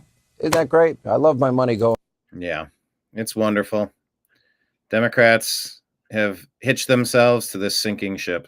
Collective. And look, here's the other sinking ship they attach themselves to. The Obama doctrine of pushing fake racial division to cause brain damage amongst American citizens for political gain. That's what they're up to. And here's a video explaining, after you look at all the data to figure out what's going on in America, what happens when you get results that people weren't hoping for? What do you do with results that are inconvenient truths? Let's say that. Did a lot of data. We collected millions of observations on everyday use of force that wasn't lethal. We collected. This is Pit Boss Review sharing this, the Free Press, Cali Fontanilla. His name's underneath this. Something Fryer, Roland Fryer, maybe? Thousands of observations on lethal force. And it was in this moment in 2016 that I realized people lose their minds when they don't like the result. So what my paper showed, you'll see tomorrow, like some of you, was that, yes, we saw some bias in the low-level uses of force, every day pushing up against cars and things like that. People seem to like that result. But we didn't find any racial bias in police shootings. Now, that was really surprising to me because I expected to see it. The little-known fact is I had 8 full-time RAs that it took to do this over nearly a year. When I found the surprising result, I hired 8 fresh ones and redid it to make sure. They came up with the same exact answer, and I thought it was robust. And then I went to go give it, and my God, all hell broke loose. It was a 104-page, dense, academic economics paper with a 150-page appendix, okay? It was posted for 4 minutes when I got my first email. This is full of shit. Doesn't make any sense. And I wrote back, How'd you read it that fast?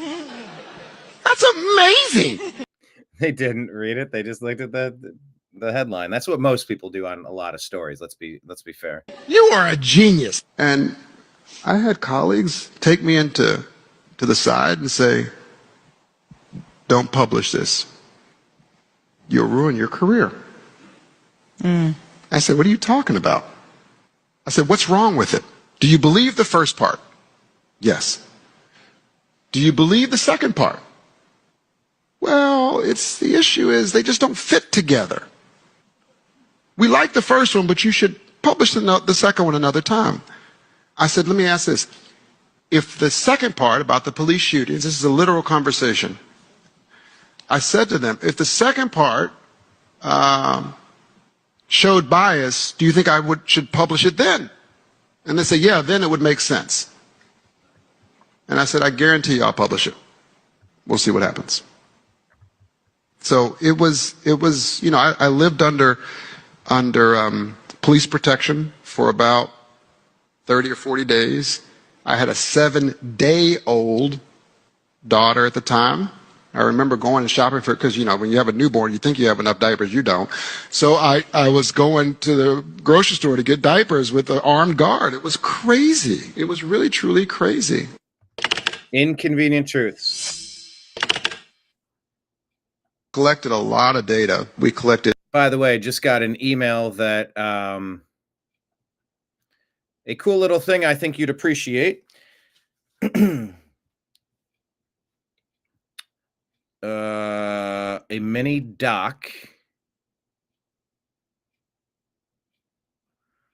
What is this with Matt Taibbi?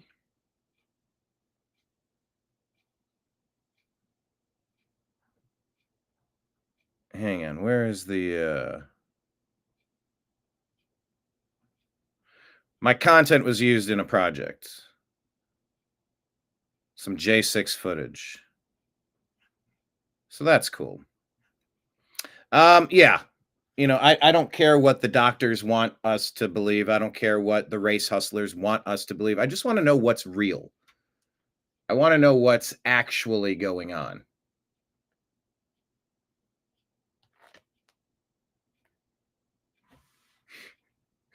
No, it is serious. Here, I'm replying to somebody during the live show. No, it is serious that some people are wondering why so much attention to this Kilmar person, because it is well known that the deep state uses wet works people, uses gang members for wet work. And Seth Rich was taken out, it's assumed, because he exposed the DNC rigging their primaries against Bernie Sanders for Hillary and the whole WikiLeaks connection. And so they offed him to make an example of him. And of course they would hire some of their brown shirts, their thuggies, their mafia members. You get illegal alien gang members. That's why they're so well protected.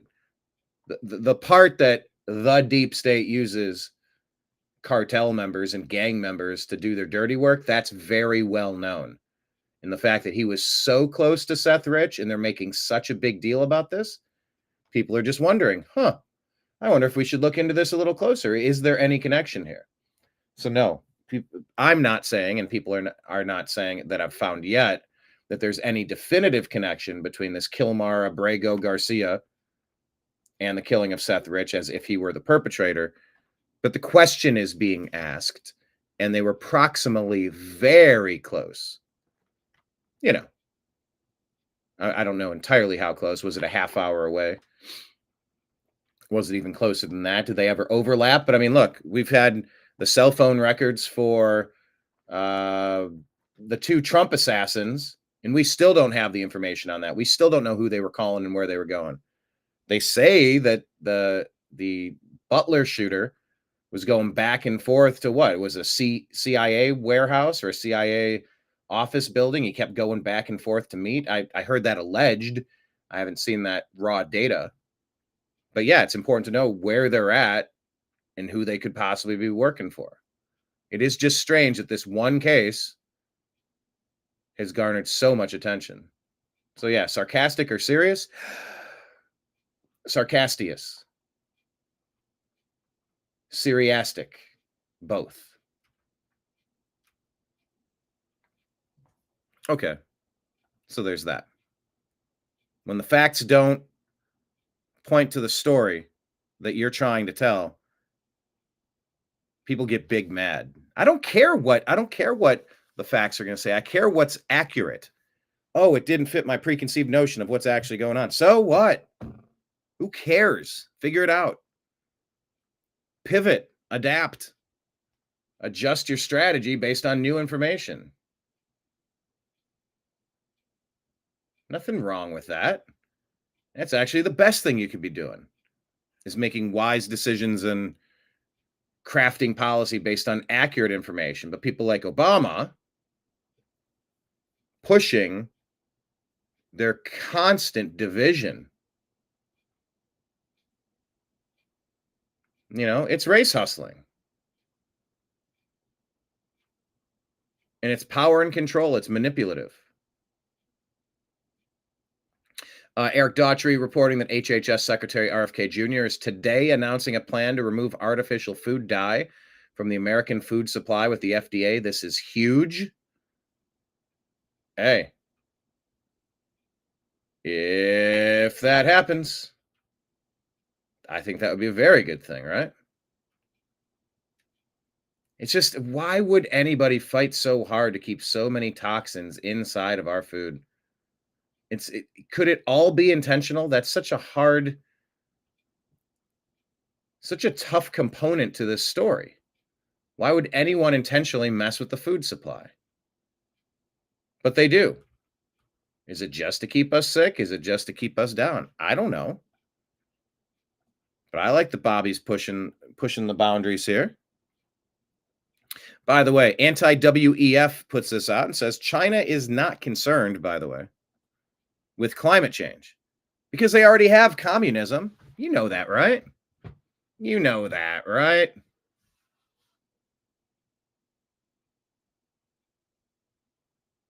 Yeah. They already have their communism.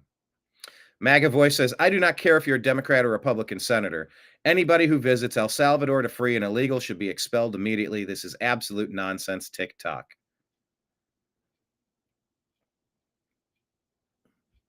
So there you go.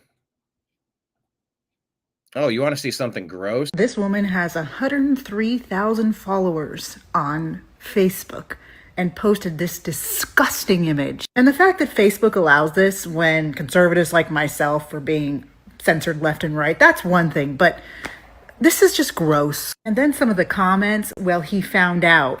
Next life, he would mind his own business. Found out the good way, RIP with a donkey emoji. He dead now, laughing emoji. We can thank left-leaning Black America for destroying race relations. This woman has 103,000 followers on Facebook and posted this disgusting image. And the fact that Facebook allows this when conservatives like myself are being censored left and right, that's one thing, but this is just gross. And then some of the comments, well, he found out. Next life, he would mind his own business.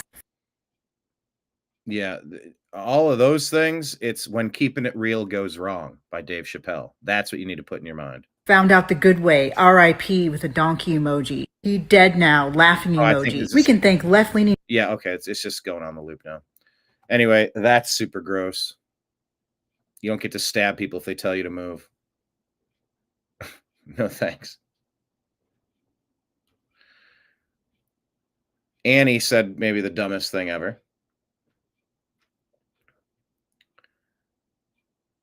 Saying if we deported MAGA men aged 17 to 50 and replaced them with immigrants, the violent crime rate would drop 80%. Crimes against women and children would be almost zero. Huh? Hodge twins say this is the dumbest thing I've seen in a while.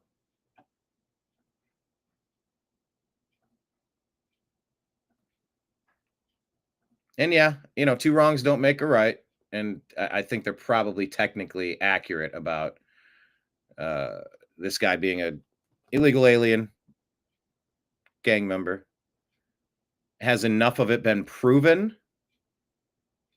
I don't know that it has been proven. That being said, Democrats, this is MAGA support. Democrats are drooling over an illegal wife-beating MS-13 gang member, but couldn't care less about an actual American citizen held by terrorists in Gaza tunnels. Bring home Eden Alexander. Yeah, some stories are nonstop on CNN, blinking red all day long. But American hostages in this Hamas war, it's kind of stunning that this hasn't received more attention. I don't really get it. Why isn't that? It's day 300 now, and we still have an American behind enemy lines. We should be doing more to get our people. Hello, Free Breather. How are you? Free Breather, where are you checking in from us? Where are you checking in with us from today? Which region of the map? Free Breather saying red 40 is made from a cricket's anus. What? Oh, come on. I heard vanilla is about like beaver taint. Is that real? Fake, and that these natural flavors, I mean, there's nothing natural about natural flavors. I mean, that checks out.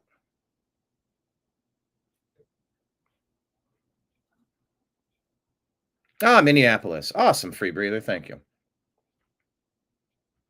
I'm just trying to see if I'm still streaming on Facebook. Like, I'm having a big problem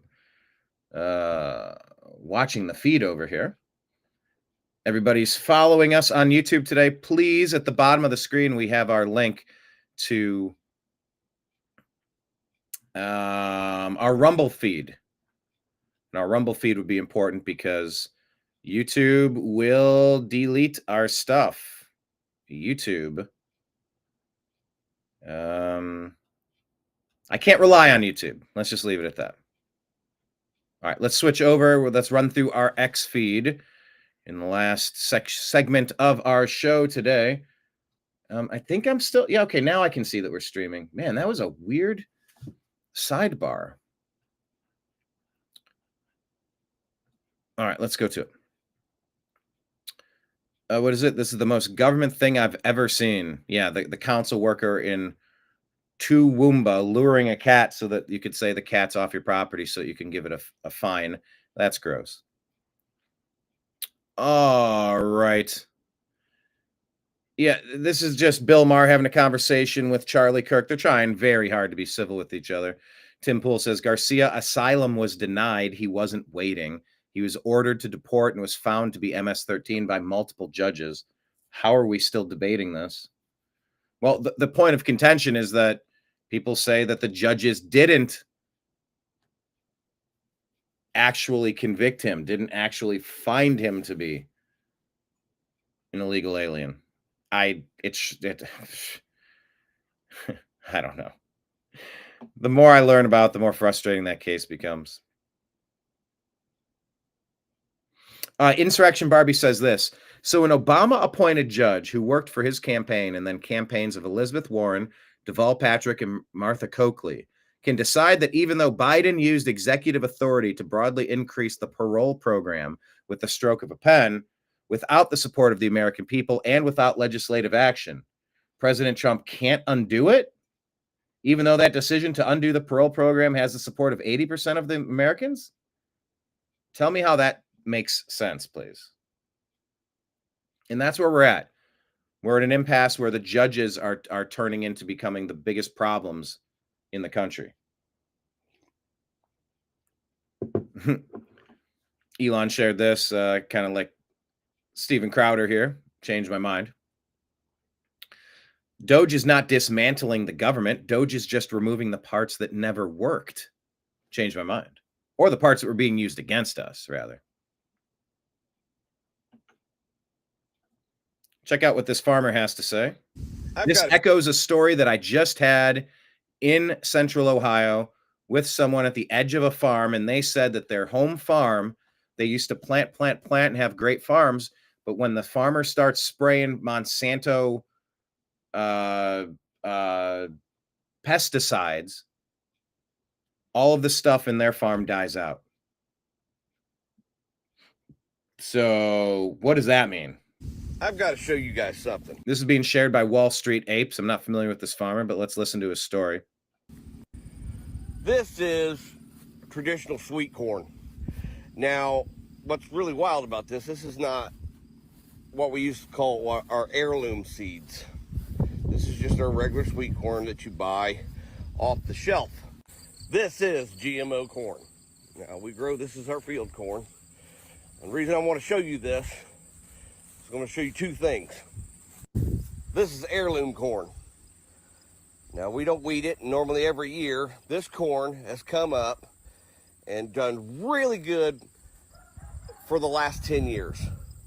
Same seed, so I've grown it over and over, and we rotate our crops. But also, you look at the... And that's good when you find something that works well in that area, because it's just like genetically it's tempered for that climate, for that region, for that moisture, for that humidity, for all those things. The sunflowers. Once you look at them sunflowers, the sun, I can't see it, but well, the sun basically is right there, and they've got the flowers have turned away from the sun. This is not something, obviously, if you look down this, flowers turned away from the sun. That's our garden. We grow over an acre worth of just garden. So what I'm trying to get at is something's not right. There's two things that ain't right. The amount of aluminum in our soil now is 5 times to 10 times higher than it was even last year. And they're wondering what's happening with all the autism. Is it related to metals, heavy metals? Let me show you something else. Now that sweet corn is bought, like I said, from the store, so it's not an heirloom seed. It's supposed to be an all-natural seed. It's non-genetically GMO, but I'm starting to doubt it. However, these are cucumber plants. Now, traditionally, those cucumbers, I'd have so many, after putting them on the stand, we'd be giving them away. And I've had problems with my garden the past couple of years. I'm not getting much of a crop at all. And I have put energy into it. The food pantries and our corn, you know, the heirloom corn, we'd be giving it away.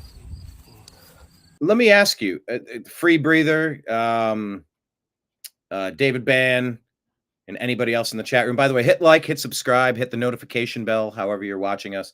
But a question of the day, I'll do it this way. How about this? Let me ask you if you agree or disagree. Here's what I'm going to do.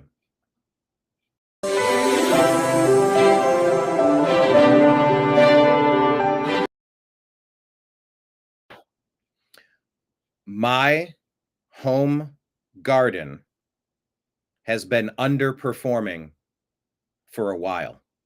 Do you agree or disagree that my home garden, your home garden, answer for you, has your home garden been underperforming? Yes or no? I mean, I have a fig tree that like starts to give you figs and then it just drops them before they fully materialize. I had tomato plants that don't give many tomatoes. I've had peppers that don't give many peppers. I've had a lot of this happening for me. So do you agree or disagree that your personal garden has been underperforming as of late? I'm curious to see if your experience is similar to what this farmer's saying, that something has changed. Our garden this year has suffered the worst. It's not due for not water. This is an ongoing problem across the country. Like I said, I just was out at a farm talking about all this. I was just out there discussing this. These are some of our hot pepper plants. Normally, these plants, I would have so many of these hot peppers that you wouldn't be able, I wouldn't be, like I said, I couldn't sell enough of them. We'd be giving them away. And hopefully we have a better garden next year. So we still got enough that we're going to be able to maintain costs, operational costs. We still have our vegetable stand. It's just not booming like it usually is. We've let the weeds kind of come back up, and take over some of the garden because we weren't getting the production out of it what we should. So the stand's good. We're going to can enough for our family, but as far as being able to provide for others, it's not going to be as viable for us to be able to do that. Y'all have a good day. I have had the same experience. Wall Street Ape says, RFK Jr. needs to see this. This is one of the most important videos you'll watch. American farmer says he tested his soil. It has 5 times the amount of aluminum it used to have. The GMO seeds grow fine. All his heirloom seed crops are all of a sudden failing, and he shows proof. A reminder that Bill Gates is creating GMO seeds that grow in aluminum-rich soil. And Wall Street Apes has posted a video they claim is proof. RFK Jr. said he would fight for our skies. RFK Jr. said he would fight our skies being sprayed, and this needs immediate attention. Yes, I did put out on X personally, on my personal X account, pictures of them spraying stuff in the sky, tagging RFK, saying, "What are you doing? Can we stop this from happening, please?" This post continues, "We are being ruled by extremely evil people, and if this continues, one day only their GMO seeds will be the ones that'll grow, and they'll have total control of our food supply." Moving on, Chuck Colesto, Texas Republican, is now fighting for her life after a knife attack at her home that left her husband dead. Long-term Denton County official in critical condition following a violent attack in Louisville, Texas. Where is Bobby Mitchell? I want to do an update, see if there's any, because this was from yesterday. It did not sound good. Okay, the husband passed away, Governor Greg Abbott said. Still fighting for her life, it says. What's the latest? Any updates? Did she make it? Hospitalized. Not sure. I guess just fighting for her life is the latest there. So prayers for her. Louisville's first black mayor. I don't know, just the whole first this, first that. That gets old. But I guess by her grandson. That's just terrible. And her husband has been killed by the grandson. Awful story. Prayers for that family. That is just terrible stuff. Ugh. Anyway, prayers. Here's President Trump discussing about the Easter egg roll and religion, and he's next to an interesting-looking bunny here, giving a speech. Speaking of special, Easter is special, and it's one of our favorite days. It's one of our favorite periods of time. We're honoring Jesus Christ, and we're going to honor Jesus Christ very powerfully throughout our lives, all throughout our lives, not just now, all throughout our lives. We're bringing religion back in America. We're bringing a lot of things back, but religion is coming back to America. That's why you see the kind of numbers that you're seeing, the spirit and the kind of numbers that you're seeing. So, speaking of special, Easter is special, and it's one of our... There you go. That's kind of cool, huh?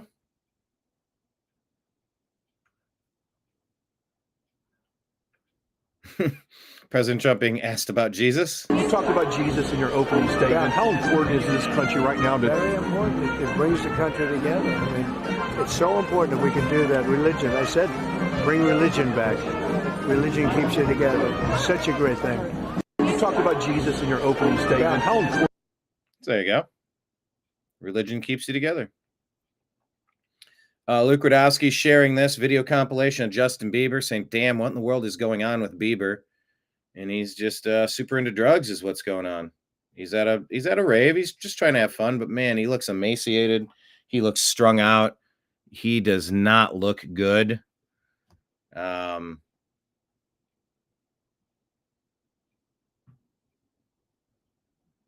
It's not a good scene.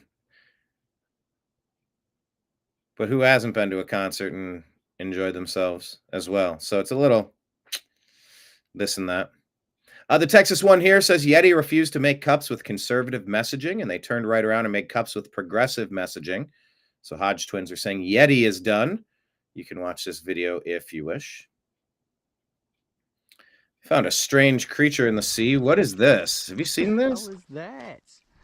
I don't know what this is, but he gets it and like pulls it up. It's like all these little pieces strung together. Almost looks like a tentacle, but it's like I would not have a clue what that an is. eel or a swimming fish or something.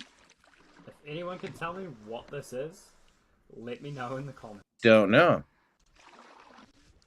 Anyway, that was just something interesting that we shared. Yeah, this is hilarious. Luke Radowski says, "Oh no, Pete Hegseth had a signal chat with his wife? No way." Meanwhile, the Democrats. Here's Jill Biden prepping for the G7. You know, our shadow president. The person, we know that Biden wasn't in charge. So yeah, don't talk to your wife about anything. Meanwhile, hey wife, can you run the government? Since she's prepping for the G7, whatever that means. You weren't elected Jill Biden. So okay. Now you're playing it's do two wrongs make a right. Well,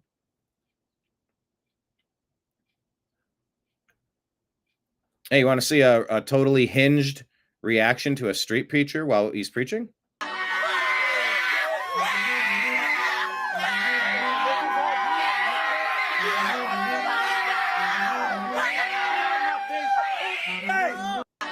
That sums up the Democrat Party, really. Hey, something awful happening in Los Angeles. Colin Rugg reporting. Multiple trees have been chopped down throughout downtown Los Angeles, California, according to DTLA Insider. Some piece of you-know-what just decided they're going to go around last night chopping down trees all over downtown LA.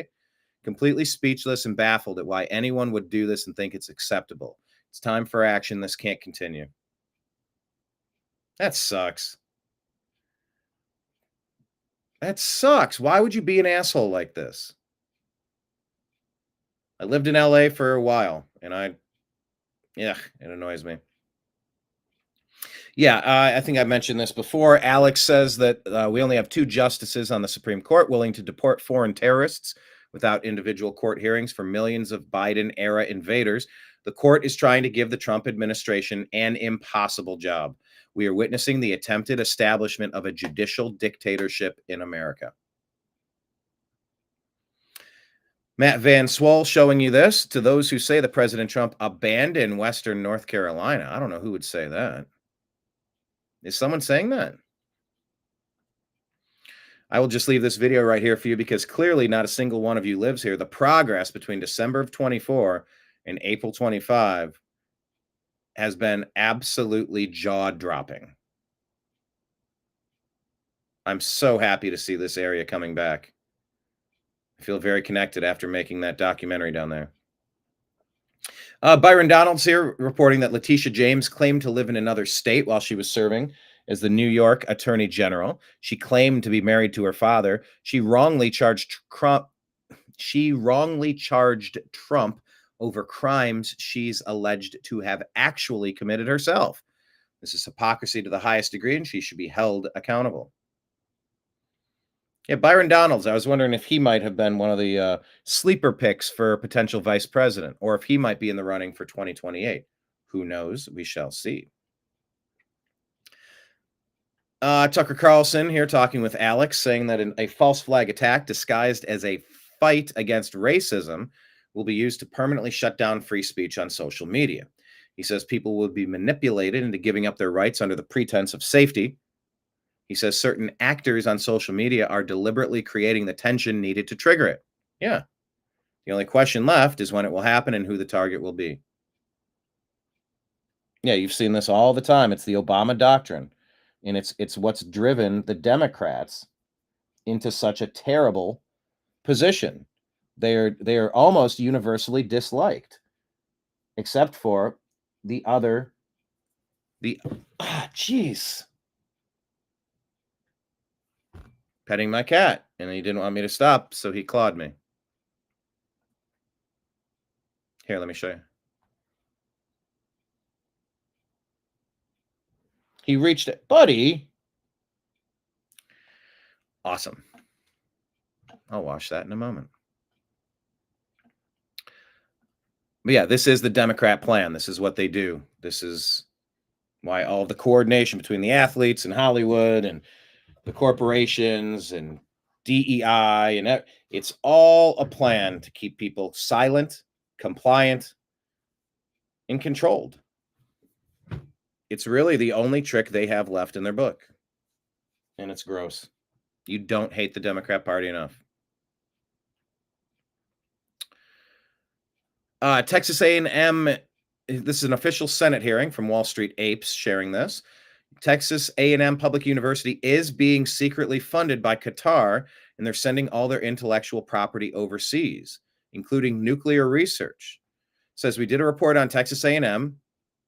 How long is this clip? Let me just play you this. We did a report on Texas A&M. We found $1.3 billion in undocumented money between the Qatari regime and Texas A&M. We found 502 research projects. Texas A&M gave all of their intellectual property rights to the Qatari regime. 58 projects we flagged that have military dual-use purpose. 13 have nuclear research dual-use purposes. Qatar has very good relations with the Iranian Revolutionary Regime, Hamas, and the Taliban. At Cornell University, we found $2 billion in unreported, undocumented funding going from Qatar to Cornell. K through 12, we just published a report. Hundreds of millions of dollars going to create curriculum across the United States of America for children that remove Jews and Christians from curriculum about the Middle East. We did a report on Texas A&M. We found $1.3 billion. More concern about what's going on at our universities, of course. We shouldn't be surprised. Natalie Winters says Biden's declassified internet censorship plan relied on U.S. aid to combat online disinformation. U.S. aid was used to promote digital literacy in the U.S., which is a term for forcing Americans to get their news solely from legacy sources. Yes, that is what happened to the New American Media's YouTube page. They need authoritative sources, is what they said. They used the PewDiePie. PewDiePie made a joke about a guy from the 30s in Germany. It was a 2-second clip where he was like, I pretended to be that guy for 2 seconds. Oh, how dare you? You're not allowed to get monetized on YouTube anymore. Huh? Yep. All in an effort to take all the advertising dollars away from independent content creators and back to NBC, ABC, CBS, Fox, CNN, MSNBC. Elon is saying that several more censorship organizations will be deleted. That's great news. Pilgrim says it's all coming together. Dr. Malouf says that Cardinal Peter Turkson and Cardinal Luis Antonio Tagle are the top contenders in the Vatican to become the next pope. All right. I don't know about that, but let's keep our eyes peeled on the new pope. All that pope news is happening. Pope lying in rest in the chapel of St. Yeah, this'll do. This is an okay screen size here. Pope is lying in rest in the chapel of Santa Marta, where he celebrated Mass most mornings. So there he is, lying in state. Pope Francis's cause of death has been revealed as a stroke, which led to a coma, followed by heart failure. Internet Hall of Fame has this moment in 2018, where Pope Francis comforted a young boy who asked if his non-believing father was in heaven.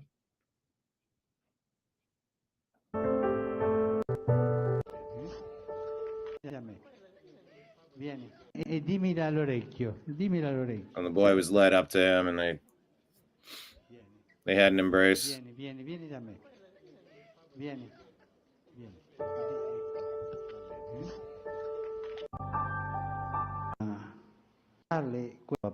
Anyway, there's that clip. You know, when you go through the highlights of someone's life, it's interesting to see what ends up there. George Christensen has thoughts. He says the death of Pope Francis is the final chapter in one of the most divisive and destructive papacies in modern church history. You know, of course, they're asking, what legacy did he leave? I'm not a Catholic. I don't pretend to be. I know what a lot of people have said. They said that he brought a different brand of thought that was really not practicing the tenets of the faith. That he really brought a progressive agenda to things. Yeah, David saying any way to shut down free speech. That's their power and control. And that's why I like Doge. Maybe what Doge is doing best is just removing the funding mechanisms for all these backward groups that are ruining this country. Donald Trump posts from Truth Social, says that Melania and I will be going to the funeral of Pope Francis in Rome. We look forward to being there. SMX, with a picture of Elon, quoting him allegedly, says the only way to restore rule of the American people in America is to impeach judges. Activist judges must be removed from the bench or there is no justice. Elon Musk, he says 100%. This is Nayib Bukele talking about these corrupt judges. But jumping out of the water when it's already boiling is an almost impossible feat. You are not there yet. And believe me, you don't want to be. We did the unthinkable to cleanse our society. We arrested the terrorists, but we have to remove corrupt judges and corrupt attorneys and prosecutors.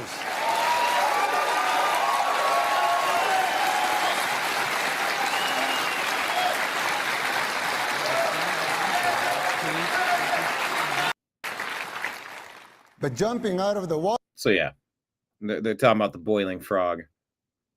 You throw it into hot water, it'll jump right up. If you slowly heat it up, you don't notice how hot it's getting.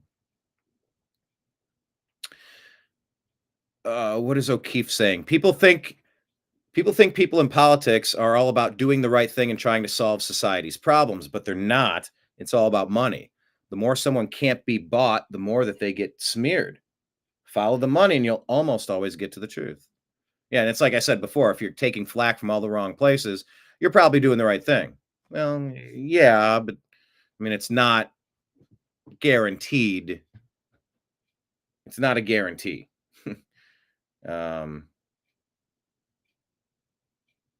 Yeah. So it'll get you 90%, 95%, 99%. It's not always a foolproof test, but follow the money will almost always take you to the answer. Mario Knopfel talking about fertility decline hitting all 50 states, new lows nationwide. U.S. fertility rate dropped to an all-time low of 54 births per 1,000 women in 23, less than half of its 57 peak of 122. All 50 states saw declines between 05 and 22. I mean, is that what's going on? There's not enough Americans, so we're just importing non-Americans to replace Americans? Why don't we just have more babies? Why don't we just make our dollar stretch further? Why don't we make our dollar more valuable? Why don't we create a nationwide mortgage program where there's no interest? You know how cheap a mortgage would be if you didn't have to pay all that interest? Super cheap. Oh, what if they foreclose? Well, then it goes back into the pool and you own it. Yeah, you would own the property. The lending institution, the country would own the property then. And then you sell it and then it goes back in and it pays it off. Like, it doesn't have to be a monstrosity. Oh, are you really advocating for a nationwide mortgage program at 0%? Yeah. Still put some money down, have some skin in the game. But whatever. Lowest birth rates, Vermont, Delaware, and Oregon. Liberal, liberal, liberal. No kids. Huh. Do you view it as a problem? Elon says that low birth rates will end civilization. I would agree. Here's a video from James O'Keefe talking about Jerome Powell.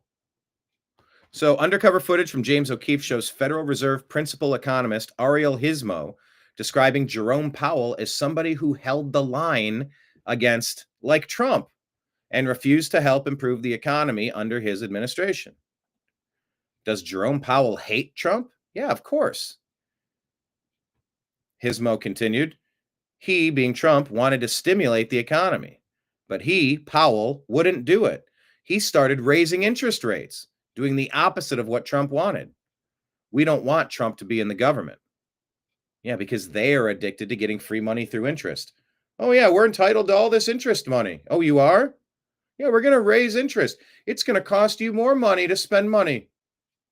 What?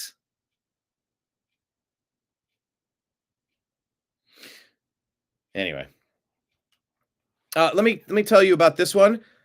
Minnesota state employee Brian Adams reportedly arrested for causing $20,000 in damage to Teslas in Minneapolis after he vandalized them. The Hennepin County Attorney's Office has decided not to file criminal charges. So they're tagging Pam Bondi. Well, if you're out there doing that and you're busted, why aren't you filing charges? This person has to be held accountable for this shit. Joe Rogan goes over the House 500-page report of COVID-19 key findings. Let's refresh your memory on this one. The House released a 500-page report on COVID-19 pandemic key findings. COVID-19 likely originated from a lab-related incident in Wuhan, China. Crazy. You get banned from YouTube for saying that. Banned. Okay, over $200 billion in relief funds lost to fraud, with criminals exploiting weak oversight. Prolonged lockdowns and arbitrary mandates cause severe harm, economic devastation, mental health crises, and historic learning loss, while lacking robust scientific support. Policies ignored natural immunity, pushing mandates that eroded trust and harmed public perception of science. Absolutely. WHO and CDC compromised by political interference, offering inconsistent, unscientific guidance that fueled public distrust. And the key players included federal agencies, and Cuomo's administration actively obstructed oversight efforts and hid critical evidence. Christ. Select subcommittee on coronavirus pandemic basically said all the conspiracy theorists were correct. Every single one of them. And we were banned for talking about it. No repercussions, no retractions, no apology from Rachel Maddow, none of it. Keep that in mind. Remember that. Dana White talking about Kid Rock finding a way to get Bill Maher to meet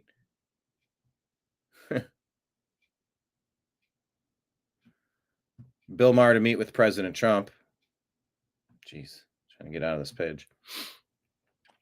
Dana White says, it was brilliant of Kid Rock to put this together. Even Bill Maher said, I voted for Clinton, Obama, and I don't think that I could have ever talked to them the way that I talked to Donald. And it's the truth. He's the real guy.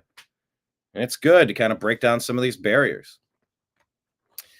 Benny Johnson here sharing an interview with Sheriff Jeffrey Galler, confirming that Kilmar Abrego Garcia is 100% a MS-13 terrorist, slams Democrats for protecting him. He is certainly tied to the MS-13 gang, known for severe violence, murders, and drugs. Officials taking vacations to El Salvador. It's terrible. So you can take a look at that. Derek Evans put this out and says this is pretty wild. After looking at all political donations, they found practically all political donations were going to the left. State Department, 94% went to the left. USAID, 98%. National Endowment for Democracy, 95%. International NGOs, 98%. Catholic Relief Service, 90%. All these donations are going to the left. Almost all of it. This video here, let's show you this one. This one's good. Exposing crowds on demand. They're hiring paid protesters, staging rallies, fabricating support for causes. I don't know how you sleep at night. I would not do your job. I do not like it. So people can literally call your company and get a bunch of paid actors, if you will, to stand up there, hold signs, and scream on the street corner, because that's what your company does. Because number one, it's not actors. We're providing activists who are truly engaged with the cause, right? But are they? I just showed you a video of a guy going, I don't even know why I'm here. They got signs and they got sheets and they said, go say this and talk to cameras and hold signs. It's challenging for them to get sufficient turnout to a lot of these events, compensating people, just like Dan, you're compensated for hosting your program. These are your real views on this program, but you're compensated. Our protesters... I am, but I don't pay my viewers to watch me. So I love the fact that I can go on the street corner and say whatever the hell I want, a grievance against my government, or call my neighbor or whatever I want, because that's America. But I don't like that companies try to stage it all and hire people and set it up. It should be organic. The American people should want to come out, get on their soapbox, my show, I'm talking. They should come out and want to gather together and say, here's the cause I'm sticking up for. But you see, guys like you and the bureaucrats and the folks in D.C. love stirring up the pot between us Americans. And so you pay people to do this, and you make a scene look bigger than it really is. You make an issue bigger than it truly is. And so I don't like your business. I'm going to end it there, but I appreciate you coming back on. Paid protesters. Is it a real thing or not? Okay, Eric Daughtry is saying that Andrew Cuomo is being referred for criminal prosecution to AG Bondi. The referral comes from Oversight Chairman James Comer. And, quote, Andrew Cuomo is a man with a history of corruption and deceit, now caught red-handed lying to Congress during the Select Subcommittee's investigation into the COVID-19 nursing home tragedy in New York. This wasn't a slip-up. It was a calculated cover-up by a man seeking to shield himself from responsibility for the devastating loss of life in New York's nursing homes. Let's be clear. Lying to Congress is a federal crime. Mr. Cuomo must be prosecuted to the fullest extent of the law. The House Oversight Committee is prepared to fully cooperate with the Justice Department's investigation into Andrew Cuomo's actions to ensure that he's held to account. I am following this one closely. Let's keep our eyes peeled as this develops. Yeah, they said that he pumped those nursing homes full of sick people to boost the numbers so that you could get a quick, scary death toll so that you could shut the world down. It felt very intentional. It felt very astroturfed. It felt very coordinated. It felt planned. It did not feel like an accidental leak or something that happened out in nature. It felt like, okay, flip the switch, release the hounds. Okay, actually, this is kind of what DC Drano was chiming in on as well. He says, this is incredible. Cuomo referred to DOJ criminal prosecution for what he did during COVID with the nursing homes. Remember, they needed high death counts to boost hysteria to justify COVID lockdowns and ultimately drive up vaccine profits. So what did Cuomo do? He put COVID-infected patients into nursing homes and prohibited testing. You had to take a COVID test pretty much everywhere you went, but for some reason, the people most likely to be killed by COVID, the elderly, were forced into areas that prohibited testing. This was pure calculated evil. John Lefevre reminding us that Jeffrey Epstein was convicted of abusing a 14-year-old in 2008, and Harvard let him keep an office on campus with unlimited access into 2018. So while Harvard's in the news, there's a good reminder. Redheaded libertarian. How do they all look like every supervillain in every comic book? Klaus Schwab is out at the World Economic Forum, and this guy is in. Meet Peter Brabeck-Letmathy, former CEO of Nestle, who famously stated in 2017, humans have no right to access free water. Be careful what you wish for. So this guy's head of the World Economic Forum now with that creepy red eye. All right. I'll keep an eye on him. Babylon B saying people who bypass the legal process and migrate into the USA demand legal process before being kicked out. Isn't that interesting? Eric Daughtry saying this is glorious. El Salvador just denied the 4 House Democrats' request to meet with Kilmar Garcia. Our request has been denied. And the reason, because it's not an official trip, not taxpayer funded. And Representative James Comer denied that. Senator Chris Van Hollen was able to eventually score a meeting, but his trip was funded by taxpayers. Amuse is reporting caught red-handed sabotage in undermining the president's agenda. 3 top political appointees at the Pentagon were forced out, with one, John Uliat, engaged in a propaganda campaign against Secretary of Defense Hegseth to pressure Congress to demand his resignation. Uliat was caught doing the same thing in Trump's first administration and was himself forced out in 2019. Please quit hiring these people.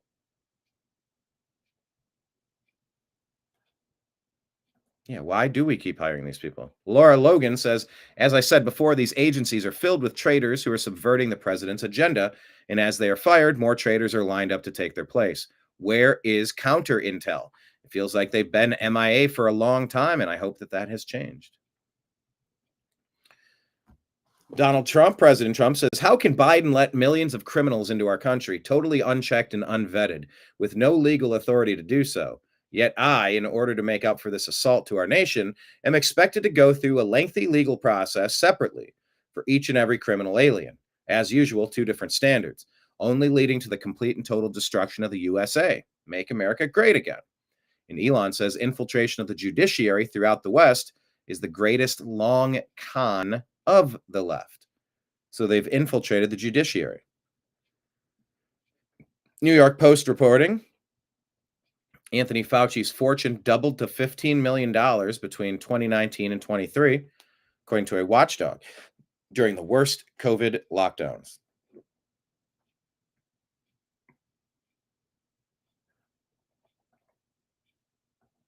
Former Hollywood producer Aaron Russo exposes the Rockefeller agency. Just as you're considering things, remember this chat. That he was at the house one night, and we were talking. This is about women's liberation. We were talking, and he started laughing. He said, "Aaron, what do you think women's liberation was about?" And I said, I had pretty conventional thinking about it at that point. I said, I think it's about women having the right to work, getting equal pay with men, just like they won the right to vote, you know? And he started to laugh. He said, "You're an idiot." And I said, "Why am I an idiot?" He said, let me tell you what that was about. We, the Rockefellers, funded that. We funded women's lib, you know? And we're the ones who got all over the newspapers and television, the Rockefeller Foundation. He says, and you want to know why? He says, there were two primary reasons. And they were, one reason was we couldn't tax half the population before women's lib. And the second reason was, now we get the kids in school at an early age. We can indoctrinate the kids how to think. It breaks up their family. The kids start looking at the state as the family, as the school, as the officials, as their family, not as the parents teaching them.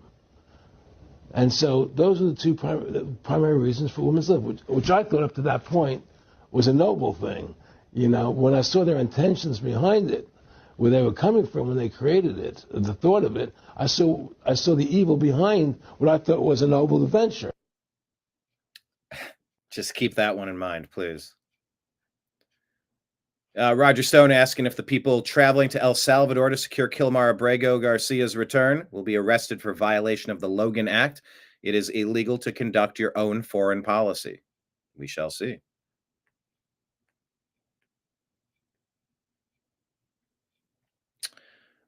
Yeah, the Federal Reserve and how they're raising interest rates and social policies. Holding the line against Trump. They're a political organization. Happy birthday to Jack Nicklaus, born 88 years ago today. There's a question of the day. What's your favorite Jack Nicholson role? What's your favorite Nicholson movie?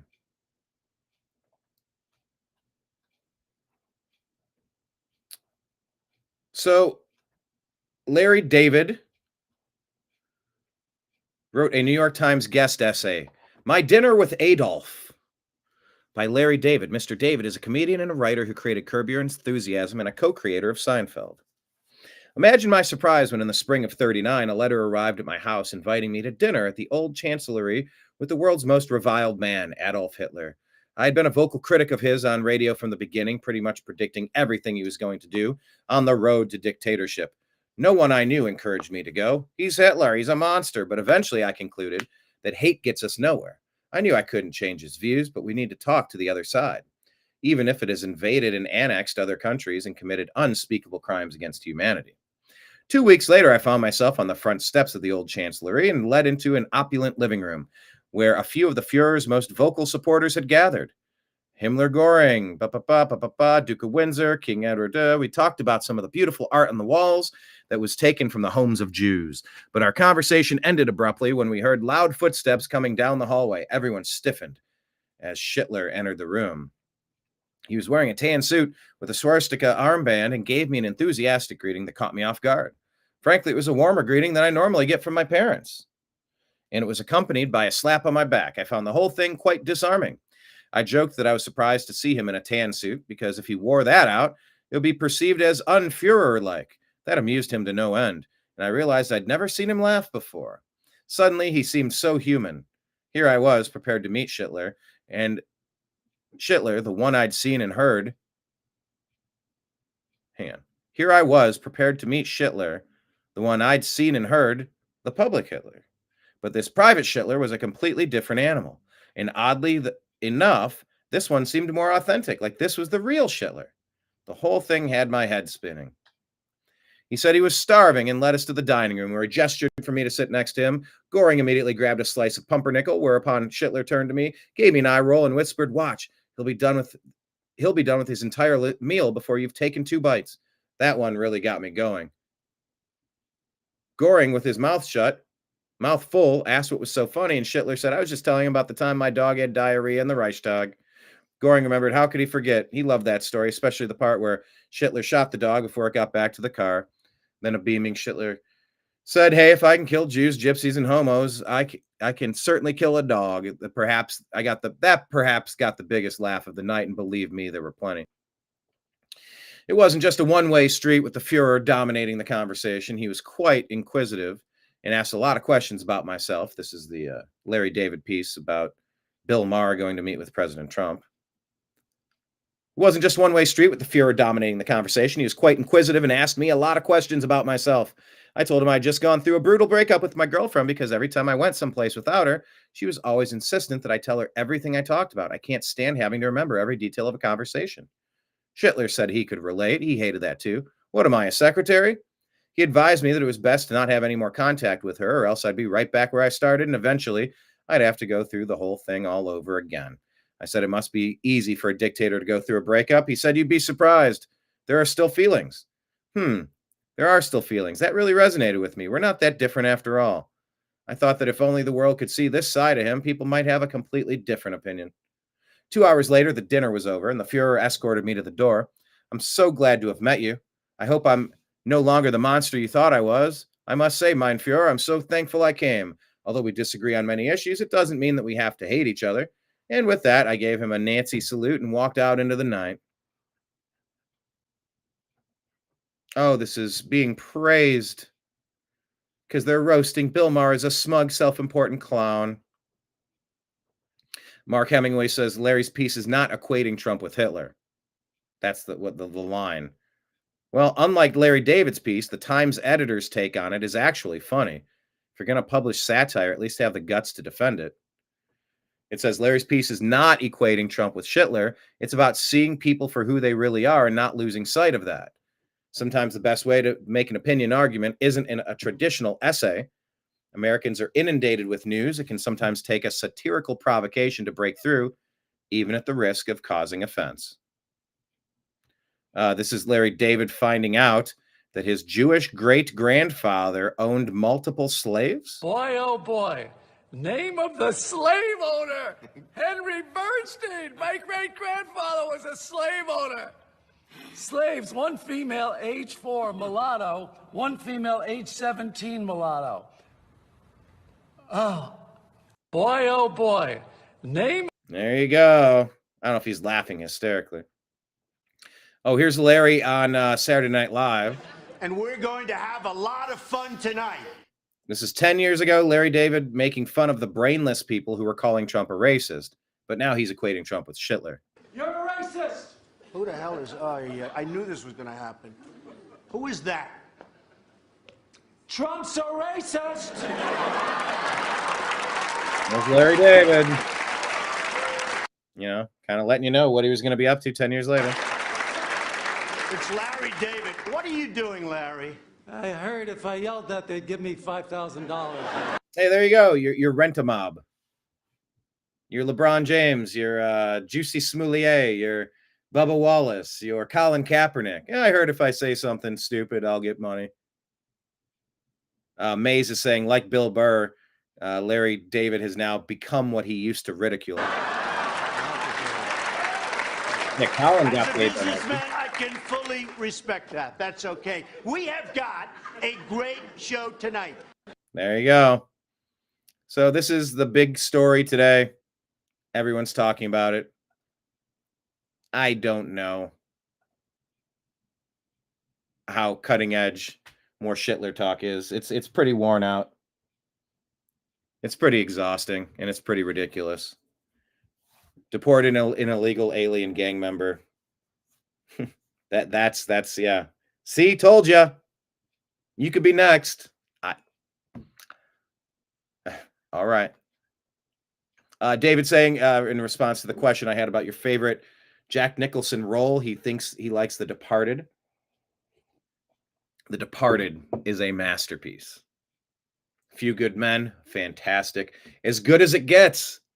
1997, James L. Brooks. That was Cuba Gooding Jr. and Helen Hunt and Greg Kinnear.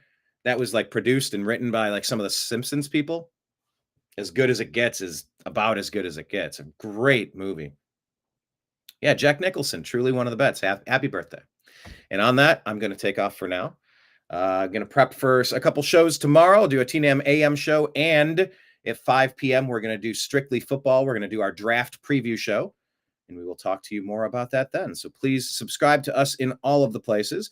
And if there's anybody out there who likes independent journalism and wants to throw a $5 bill in our wishing well, you can sign up on Patreon, like $5 a month, $100 a month, $1,000 a month. There's different tiers, whatever you're comfortable with. Patreon.com at The New American Media. Venmo at Brian Engelman. Cash App, $ Brian Engelman. And PayPal at Fuzz Installment. That's all scrolling at the bottom of the screen. If anybody would like to tip us for playing the song that you liked, you can do it that way. And of course, like I said, follow us in all of the other places listed at the bottom of the screen there. So special thanks to everybody in chat. I appreciate all of your thoughts and comments. Free Breather, David Bann, and everybody else watching silently. Like I said, please hit like, please hit subscribe, hit the notification bell, and I'll be back tomorrow with another program here on the New American Media because the old American media has failed. So until then, I appreciate you. I love you, and we'll talk to you again soon. Take care. Peace. Bonus comment. I appreciate Kid Rock for setting that meeting up. I think Larry David's a fool for doing that article. The Agree to Disagree show is supposed to be having more conversation and agreeing to disagree about it. We don't have to hate each other, but let's talk. Let's find some common ground. Thank you. Bob Ritchie, Kid Rock, President Trump, Bill Maher, Dana White. Thanks for putting that together. We need more conversations, not fewer.